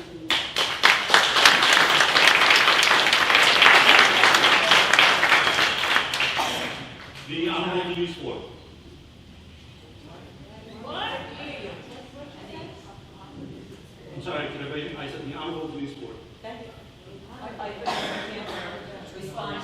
Well, we would require the full council to really field that question, and Ms. Moore would have to have an interest in it. I don't know if she does. I don't want to put her on the spot, but that's something that I'm sure she would want to discuss with us privately. Okay, all right, I didn't answer. No, I apologize, I didn't respond. I was waiting. All right, Denise Ford, Long Beach. I have a few things. Just quickly, in regards to the mowing maps, I know that you bring them down to a certain part of the beach, but I believe the Rockies have those maps that go all the way down to the water, and they, always break into whatever they have to. So maybe you can look at that. In regard to the chairs, I know that for people who are going to use those maps and they want to get to the beach, I'm hoping that the chairs that you're talking about, to make it easier for them, people in wheelchairs on the beach and down to the water, that you would have them a chair at each and every single location that has a moving maps, so that people aren't waiting for half an hour to 45 minutes in order to be able to access the beach, which they have the right to do so. The point of my speaking is the INA that we're having in the county and the city in regard to the sewage treatment plant. I've spoken about this time and time again. I know that we're now down to the wire where we in the county have to sign it, you in the city have to sign it, and I'm hoping that you've had a full discussion with all the members of the city council, and I hope that you are prepared then to bring it and to let the residents in the city of Long Beach know exactly what's going to happen. To the fact that when, because you have a consent decree that you did sign with New York State, and that you're going to take away the nitrogen basically from your fluids pumping into the water, and I think that Ms. Reynolds Channel and to change the sewage treatment plant to a pumping station, pump the effluents up into Bay Park, which then will take the outflow back out to C3. But then also there is a collection system, which we all know with the sewer lines that go to our homes and stuff like that. And there are some concerns there. So I'm hoping that you will have a fruitful discussion in regard to this. We're discussing it in the legislature. And one of the key elements with all of this is that in order, we're under a tight schedule at this point in order for everything to be approved, if it's going to be approved, because it's going to be we have money, $77 million project. I think there's funding that has been allocated, so we need to bond or look at $65 million. And in July, both the city and the county have to apply for grants, which may total this year $25 to $30 million that will offset the cost to residents. So I'm asking you to please start letting this be something that is public knowledge. I mean, you've had everybody go through, so many meetings for a comprehensive plan throughout this whole city, and, as if, because National Grid and Michael were going to move their plants and you're going to build all those apartments, this conceptual idea of what the city could look like in 20 years. You went through that, but I have not heard any peep about even the residents saying of any knowledge as to what's going to happen and what impact it's going to have to the workers and to the residents here in the city. My last comment would be also in regards to what Jay Gustin said. I find it offensive that you would like take it and use unions as a catch basin or a catch-all for exempt employees. People are looking to get that parachute to drop them into the safety net. Unions were not, unions were born by the sweat and tears and the lives of people, way back in the early history of American citizenship. And over the years, people have gone to jail, have been beaten, have been fired, have been killed. People, even when I started, when I was on a picket line, we had people that died for the sake of to protect for fair contracts, the safe working conditions. Unions represent working men and women who are willing to take, to put themselves out there, whether or not it's with the civil service, PPA, UFA, private unions, public unions. There is a pride about this. And I find, and I've said this time and time again, I think it really is a slap in the face to everybody who has worked in a union, has given their life, their blood, everything to be a union member, and for you to think that expedient and say, we're going to protect these people because, City Hall is going to change come November, come January, and to think that it's easy for you just all of a sudden to plug these people in there as if you're really organizing. And I find it offensive, more so, unfortunately Mr. Reynolds is not here, but somebody who's a member of the Working Families Party that would actually partner with you to do something like this. It is a disgrace. And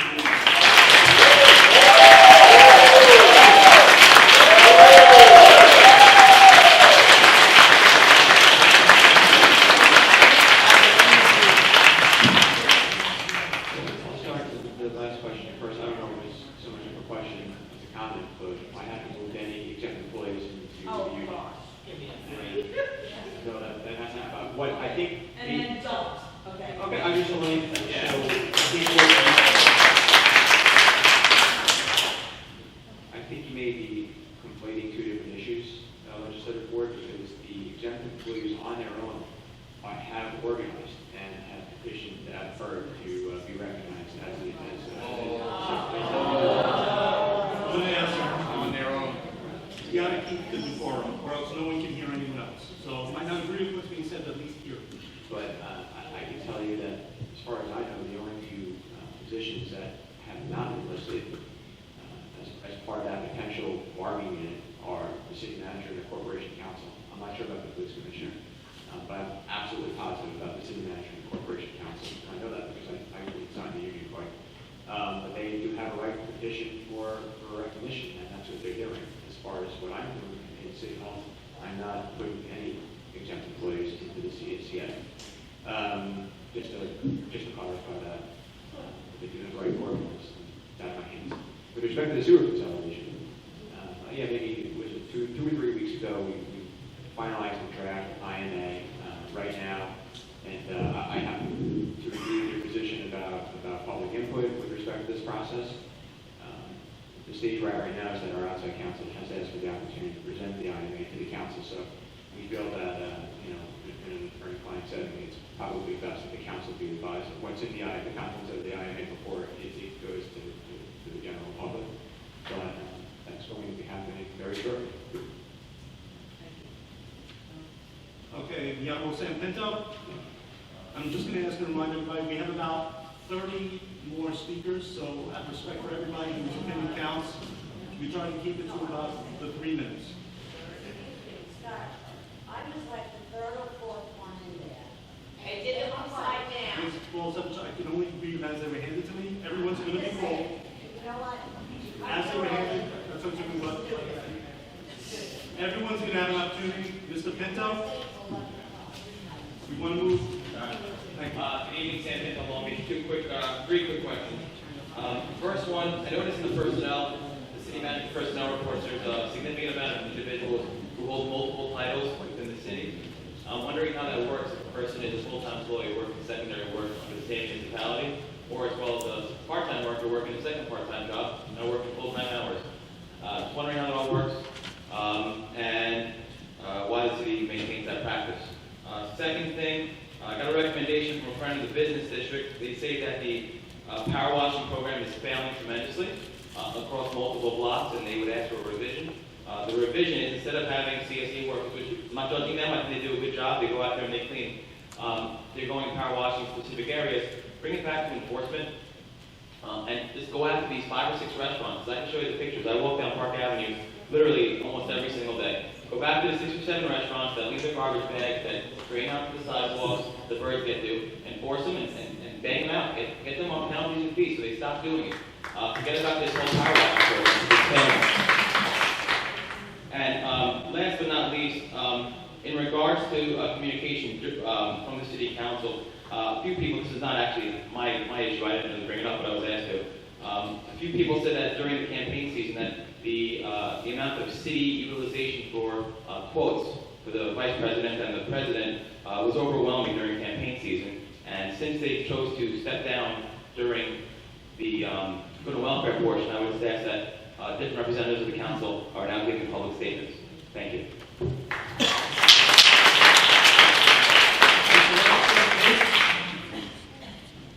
Alexis Mason.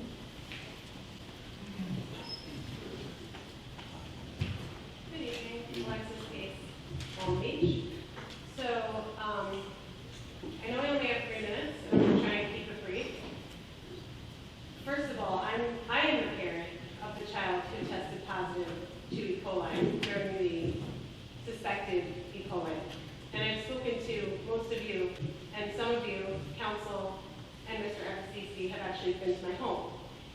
So all of you are very apprised of the timeline and what happened.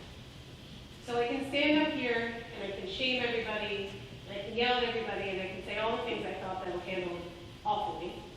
But we all agreed, and you all agreed with me, that this was handled awfully. So I don't need to do that. What my primary concerns are many. But my first and most foremost concern is, Mr. Agassizi, I came to you on Sunday, and I told you what was going on with my daughter. You subpoenaed the hospital.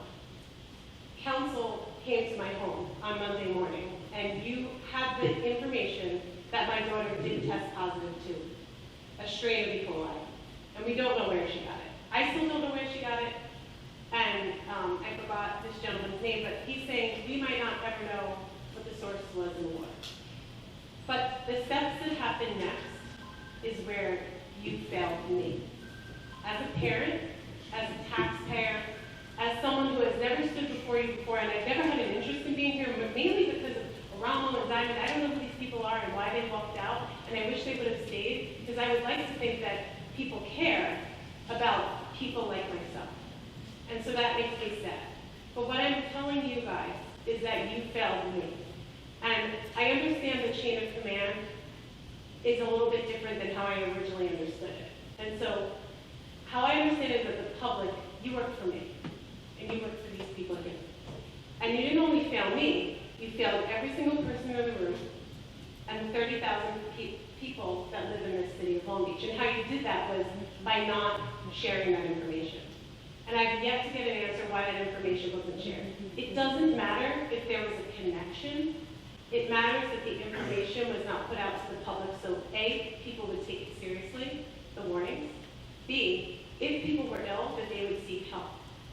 People were reaching out to me and telling me they were not feeling well, they were having that bloody diarrhea, and they didn't know where to go.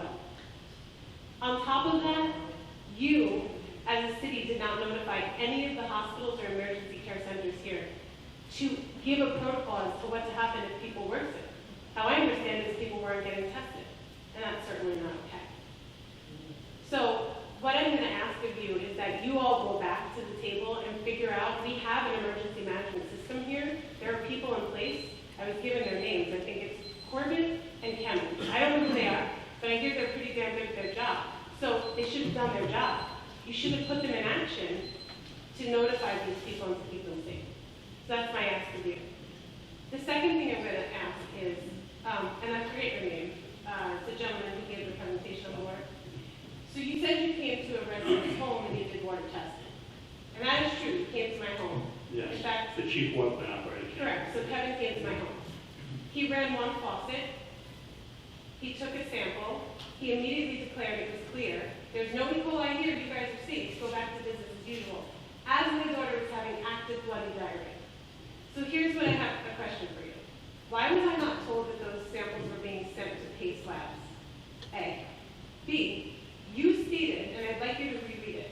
You said that on Monday, what happened next? Please read that publicly. Okay, well, I obviously wasn't in your house, but I know you weren't. Kevin's here, and I Kevin's spoke here. to Kevin about this, and I would ask Kevin to come up Thank you. and tell you what transpired at But your I want you house. to read it publicly, please. But I will read it again to you. Additionally, a resident reported that a child had been diagnosed with E. coli, and on Sunday, June 23rd, the chief plant operator went to the resident's house, took a pH and chlorine reading showing that there was a chlorine residue. They also took a bacteriological sample, delivered the sample to the lab, and on Monday confirmed with the resident that the sample was negative for total coliform or E. coli. So who confirmed with me on Monday that it was safe? Kevin, do you want to answer that, please? Right. I didn't get a question. Kevin, come up here for a minute. Again, just all the way to come up, so we're clear, we went beyond the 3 minutes because clearly this is an extenuating circumstance. I'm going to ask every other speaker who comes up, please honor the 3 minutes.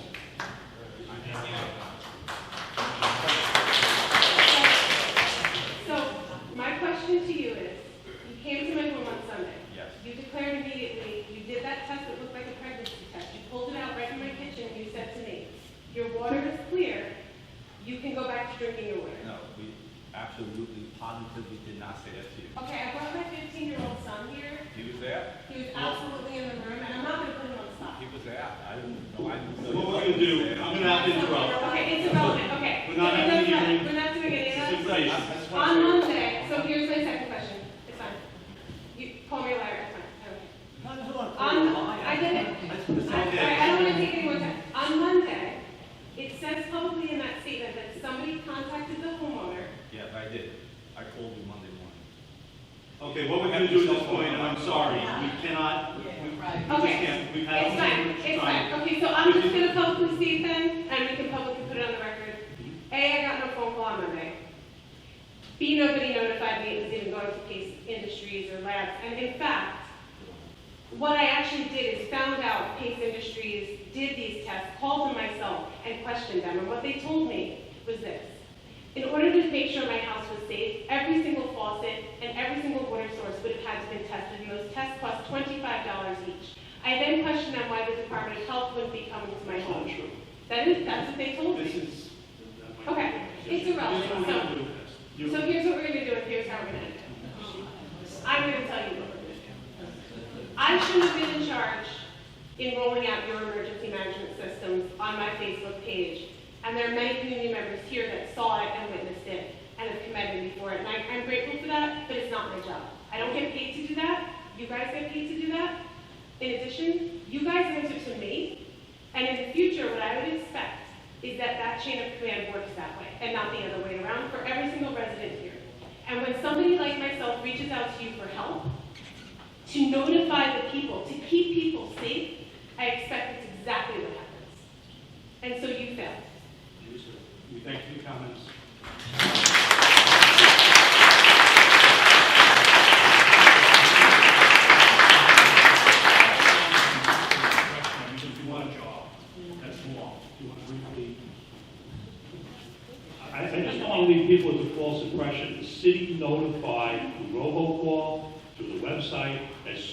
we were allowed to by the health department to issue the warning, and that was 1 hour after we confirmed that we got the confirmation on the sample.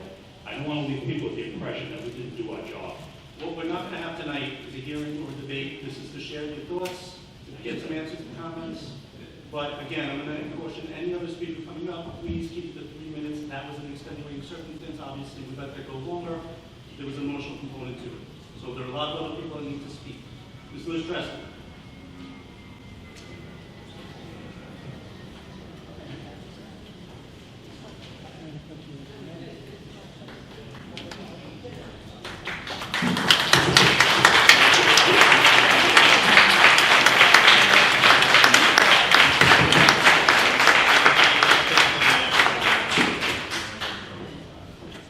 Thank you for that.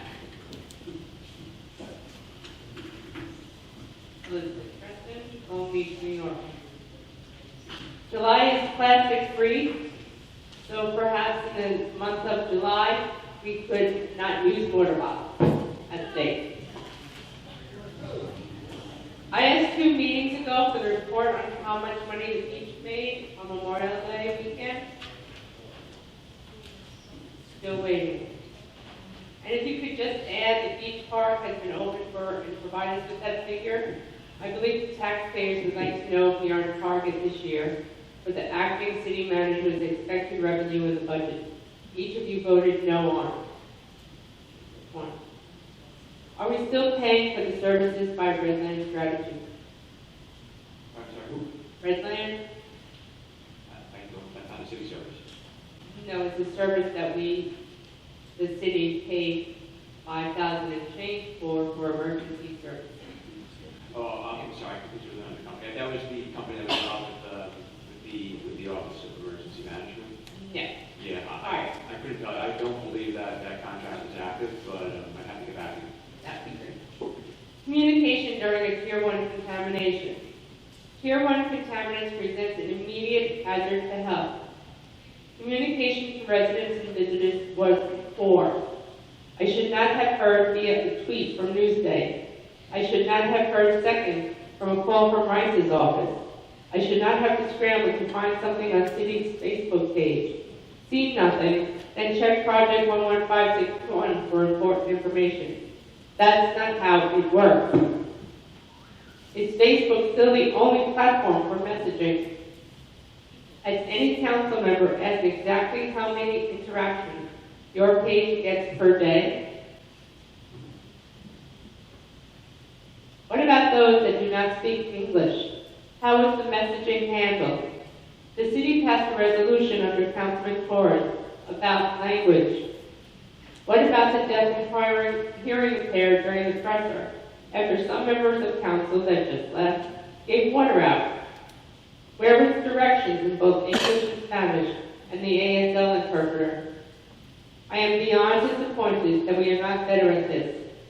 Your lack of public policy decision-making impacts over 35,000 residents. Has the PR department pushed signing up for alerts after so many knew nothing about the E. coli event? I will answer. No, you did not. I ask you all to pull up your response app. Hit the Long Beach preparedness or the bus schedule. You will get 404, page not found. Remind me how much we are paying in the communication budget. I leave you with my philosophy. Whole community planning involves the whole community.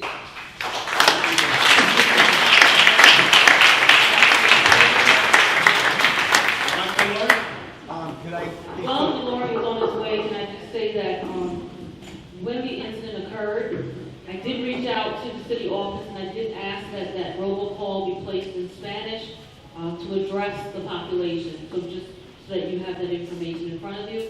I do also believe that ASL access here has not happened. At least I can only speak to the 4 years, and it should happen. I just want to let you know that the robocall was made in Spanish. They did use someone here.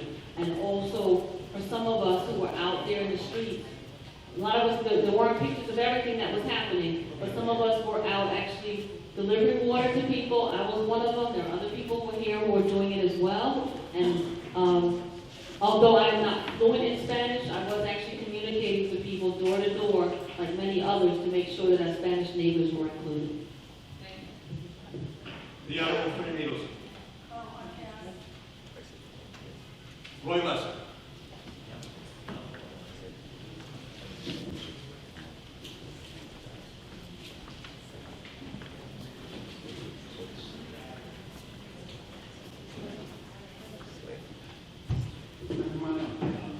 The Honorable Roy Lesser. A couple of questions. Michelle Knox asked a question about changing the president, vice president, and she didn't really get an answer. We said, well, you need the entire board to do it. Well, you don't. You need 3 people.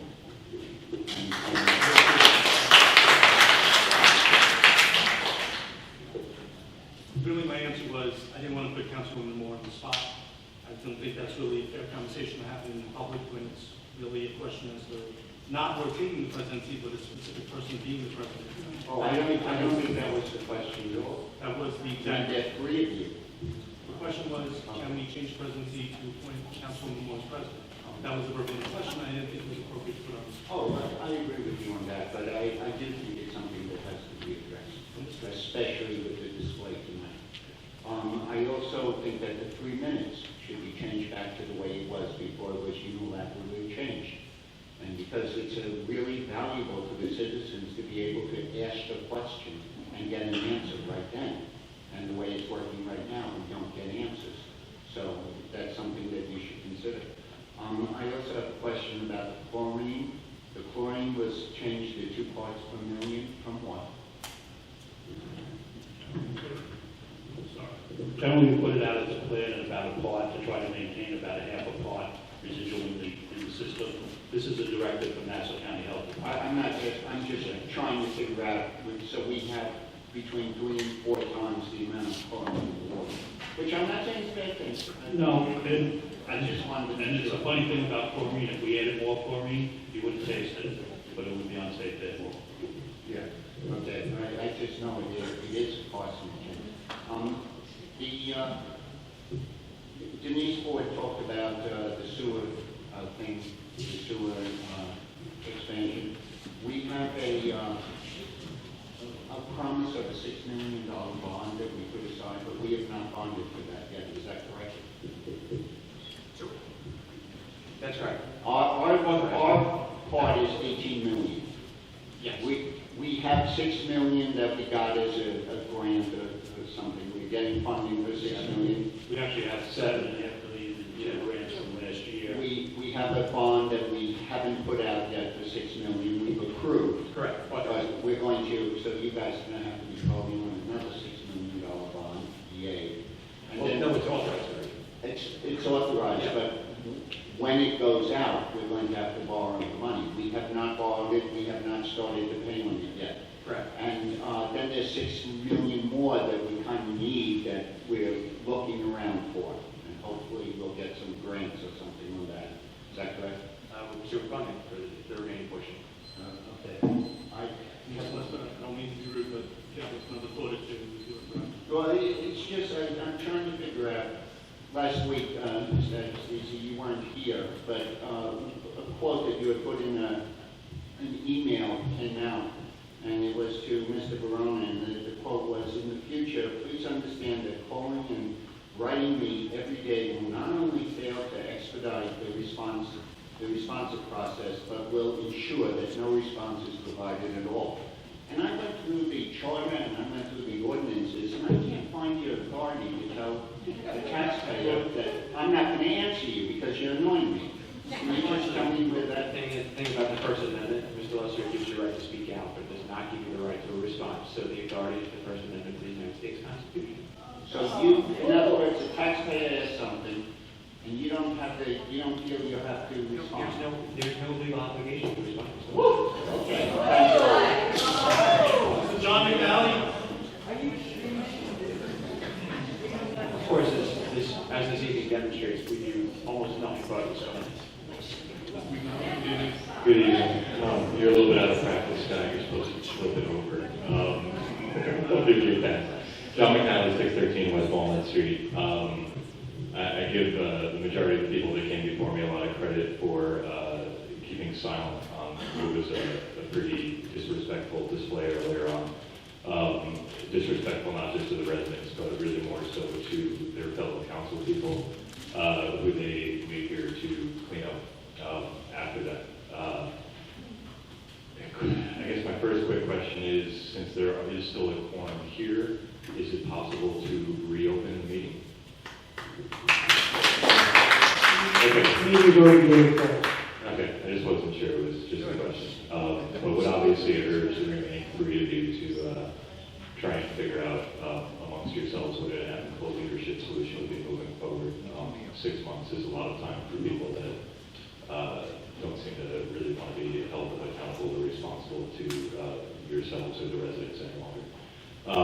The one other point on water that I've just not heard answered publicly, and I think would go a long way towards clearing up some folks' questions, was considering there is a high amount of chlorine, or was blasted through the system, and all the testing was taking place while the chlorine level was high, what effect does that have on the color forms or E. coli? Is there a possibility for a false negative for that sort of stuff? I have no clue on the answer, but that's what I sort of hear from everybody, and I think it's a question worth putting out. The first round of samples we took was before we flushed the system and got a chlorine residual out of the system, and all those samples came back fine. So there's so many reasons this could happen in a home, and even E. coli itself, depending on the strain, it's not an indication that it's fecal coliform, which would really be an issue. So I think we will determine the home that we did find E. coli had a in-house filter, and I think when we examine it, we'll find out that may have been the source for E. coli. Which is, can the presence of high levels of chlorine present a false negative? Is that a possibility, or? Again, I'm trying to clear up. Yeah, well, so you understand what we do too. When we take a bacteriological sample, we have an agent in the sample bottle that immediately dissipates the chlorine. So when the sample goes out, there's, and Kevin can correct me with the sample when we put in the sample bottle. I don't need to know the specifics. It's because that's one of the things that's out there. Yeah, you have to break the spelling. Yeah, the sample has to be sent forward to the lab. Okay, thanks. Ms. Eileen Hessian?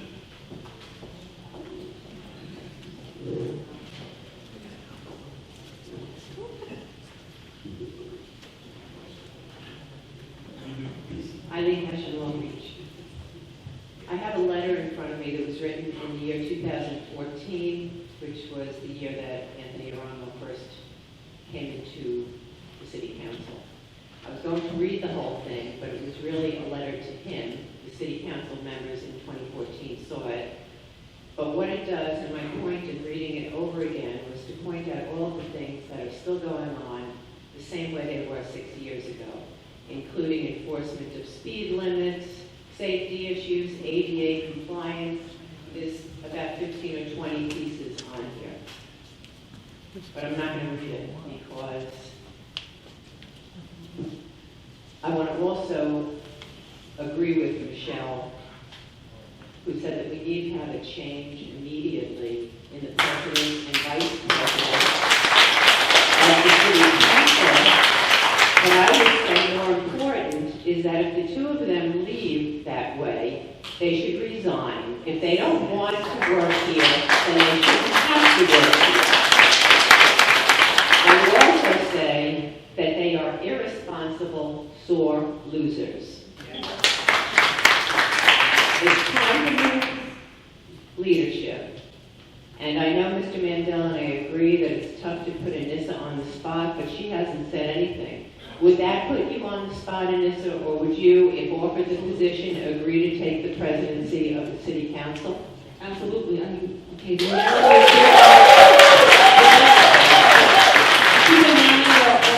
are only 7 meetings until election day. All right, so it's no secret that I am actually running for re-election. And I, again, have no intention of trying to use the presidency to gain any political favors from anyone or in any way to use that office for additional publicity. And because I am running for re-election. I think it would be inappropriate for me to step into that role right now, because if I was out taking a picture or having a quote in a newspaper, I don't want people to question my good intentions at this time. However, I will talk with my colleagues at this time, but at this moment, those are my first thoughts. That I would not want to put anyone here in a situation where they would in any way question my ability to serve. I'm not a politician. I'm an elected official. I'm a public servant, and I don't want that to in any way get in the way of what's happening in the next couple of months. I appreciate your sharing. I do thank the residents for the thought. Again, I will speak with my colleagues, but I thank the residents for even considering me. It's a great honor after 4 years of really just wanting to have the desire to do that, and I'll make sure that you get the rest of your time. But I will say that some good things are happening in terms of the fact that we're here right now. And that means that whatever I was able to accomplish in this particular period of time, I'm a part of being that change here. So I appreciate the thought. I appreciate you sharing that information with us. I would say that you're probably in photo ops and being quoted anyway. I don't think it would hurt you or anything. I would be very happy to see you or Mr. Bendo or Mr. Mandel take over the presidency, because obviously our leadership has left. This Friday, my final thought, and I'm almost finished, is that Mr. Agostisi, I've always understood that union people had to take tests and you had to be way up there in order to get the position. You said you didn't do that. You didn't give anybody, any exempt person, a union position, but you did months ago. Maybe not yesterday, but months ago. And I would like to know the motivation for people to be starting a union themselves. It just does not make any sense. The only motivation would be that they are unable to be fired, unable to be let go if they have the union. But if you're doing something that's illegal, you would be disbarred. So I hope that you will be thinking very carefully about what you do with this union situation. Thank you. The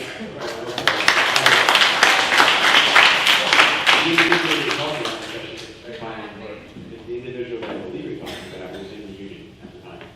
That being said, I don't think you're using it. I'm talking about several people. I don't know who you're talking about. Well, you mentioned one person, and he was in the union. I didn't mention any person. Okay, well, then let's move In on. my mind, it was more than that. Mr. Delvadas? We're not going to have a back and forth. Mr. Delvadas?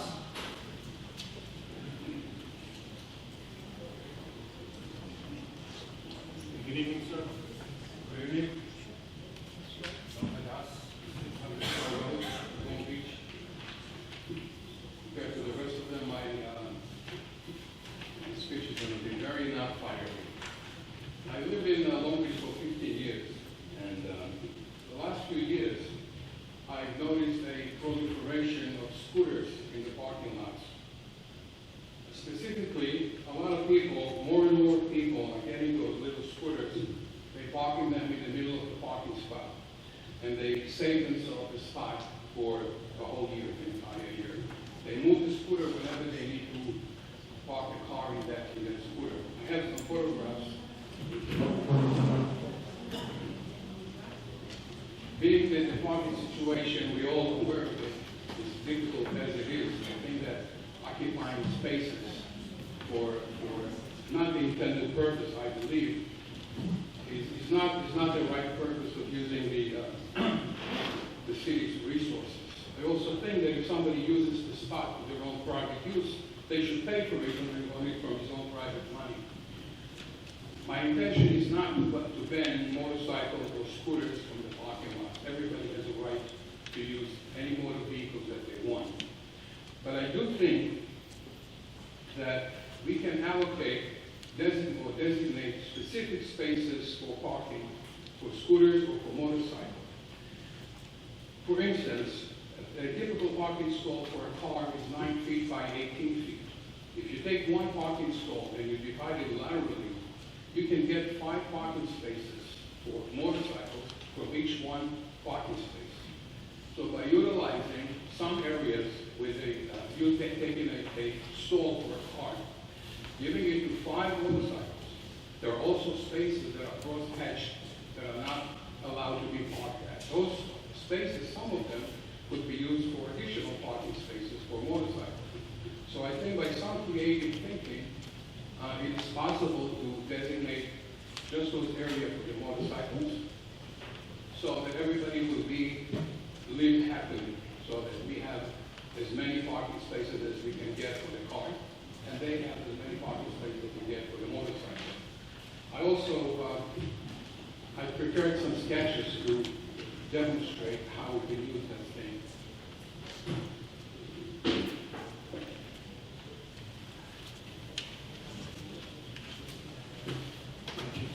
That's it. Mr. Costa. We're going to pass this moment to our police commissioner, Taggy, who is an expert on traffic and parking. I believe this issue has been raised before, and don't quote me on it, I think there is a legal requirement as to the number of full parking spots, and they cannot be redesignated for motorcycles, but that is Commissioner Taggy's. I'm willing to work with them. This will be turned over to him. Very good. Thank you for your time. Thank you. Mary Bell Savage.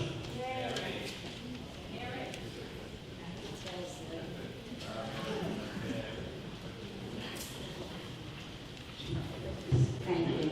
Mary Bell Savage, Long Beach. I'm very sorry that you were left abandoned, but I appreciate you being here. We were talking earlier about separation. I've given you my thoughts on that. Use it or lose it, like the county does. I think we need to reformulate that. That's number one. Number two, if we're going to be bonding, let's bond for things like, how about the water treatment plant?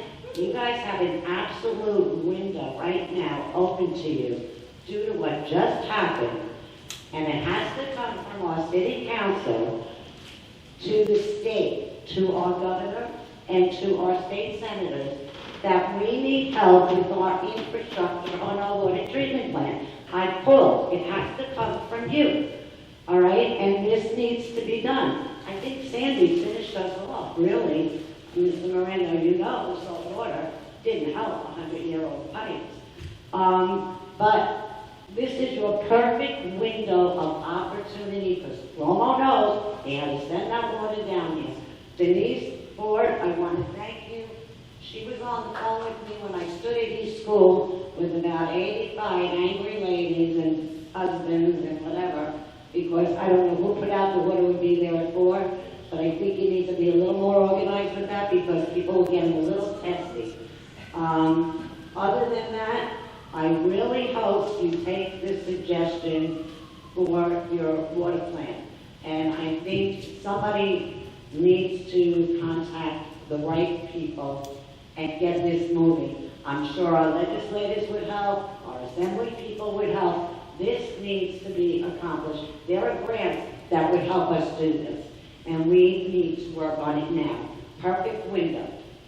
And I would like to also thank the CSCA guys who brought the water all around, who took abuse. I was there, I watched it, and I would like to thank them for getting water to the senior citizens' housing. Thank you.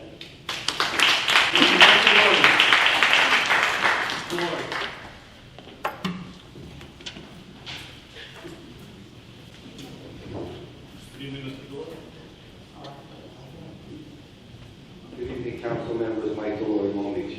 Thank you, Councilman Mandel, for allowing me to speak last because I don't want to be redundant with everybody else. I'm going to try to make some quick comments.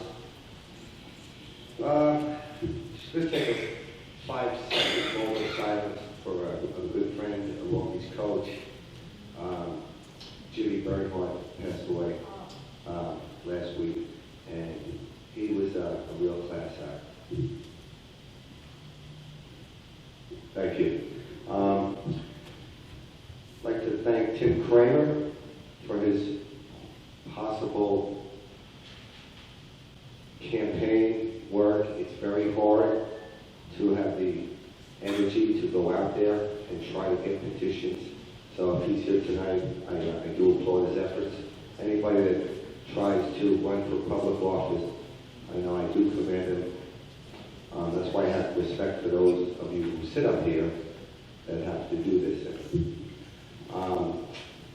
My suggestion on the presidency and the vice presidency would be, and I understand Councilman Moore as your co-running mate, maybe August, September, October, possibly, just consider maybe a rotating. It may give the residents an opportunity just to see who likes it, who doesn't like it in the future. Because I know, Mr. Nadell, you have probably been in that position once before. Councilman Bendo and Moore, you have not.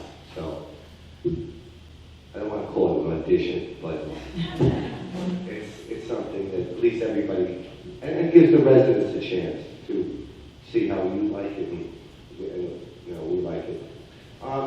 At the bond hearing that's upcoming, I think either A, the Vice President of Finance or the new controller should be there, and or CMA, but somebody really needs to be, I feel that, somebody needs to be here in case somebody has a financial question. I think a message about how residents can register for a robocall, some kind of text messaging, a communication. Maybe they have to proactively register. We're coming into a season which probably down the road we might need to alert people, weather, storms. I know where I am, people have to proactively register and sign up. We can't even do it for them. So, I'm sure you're all aware of this separation pay, and I do appreciate, I am the last speaker, and I will not go over, but thank you very much. Thank you, Mr. Valori. That is our last speaker. Thank you, everybody, for attending tonight. Have a good night.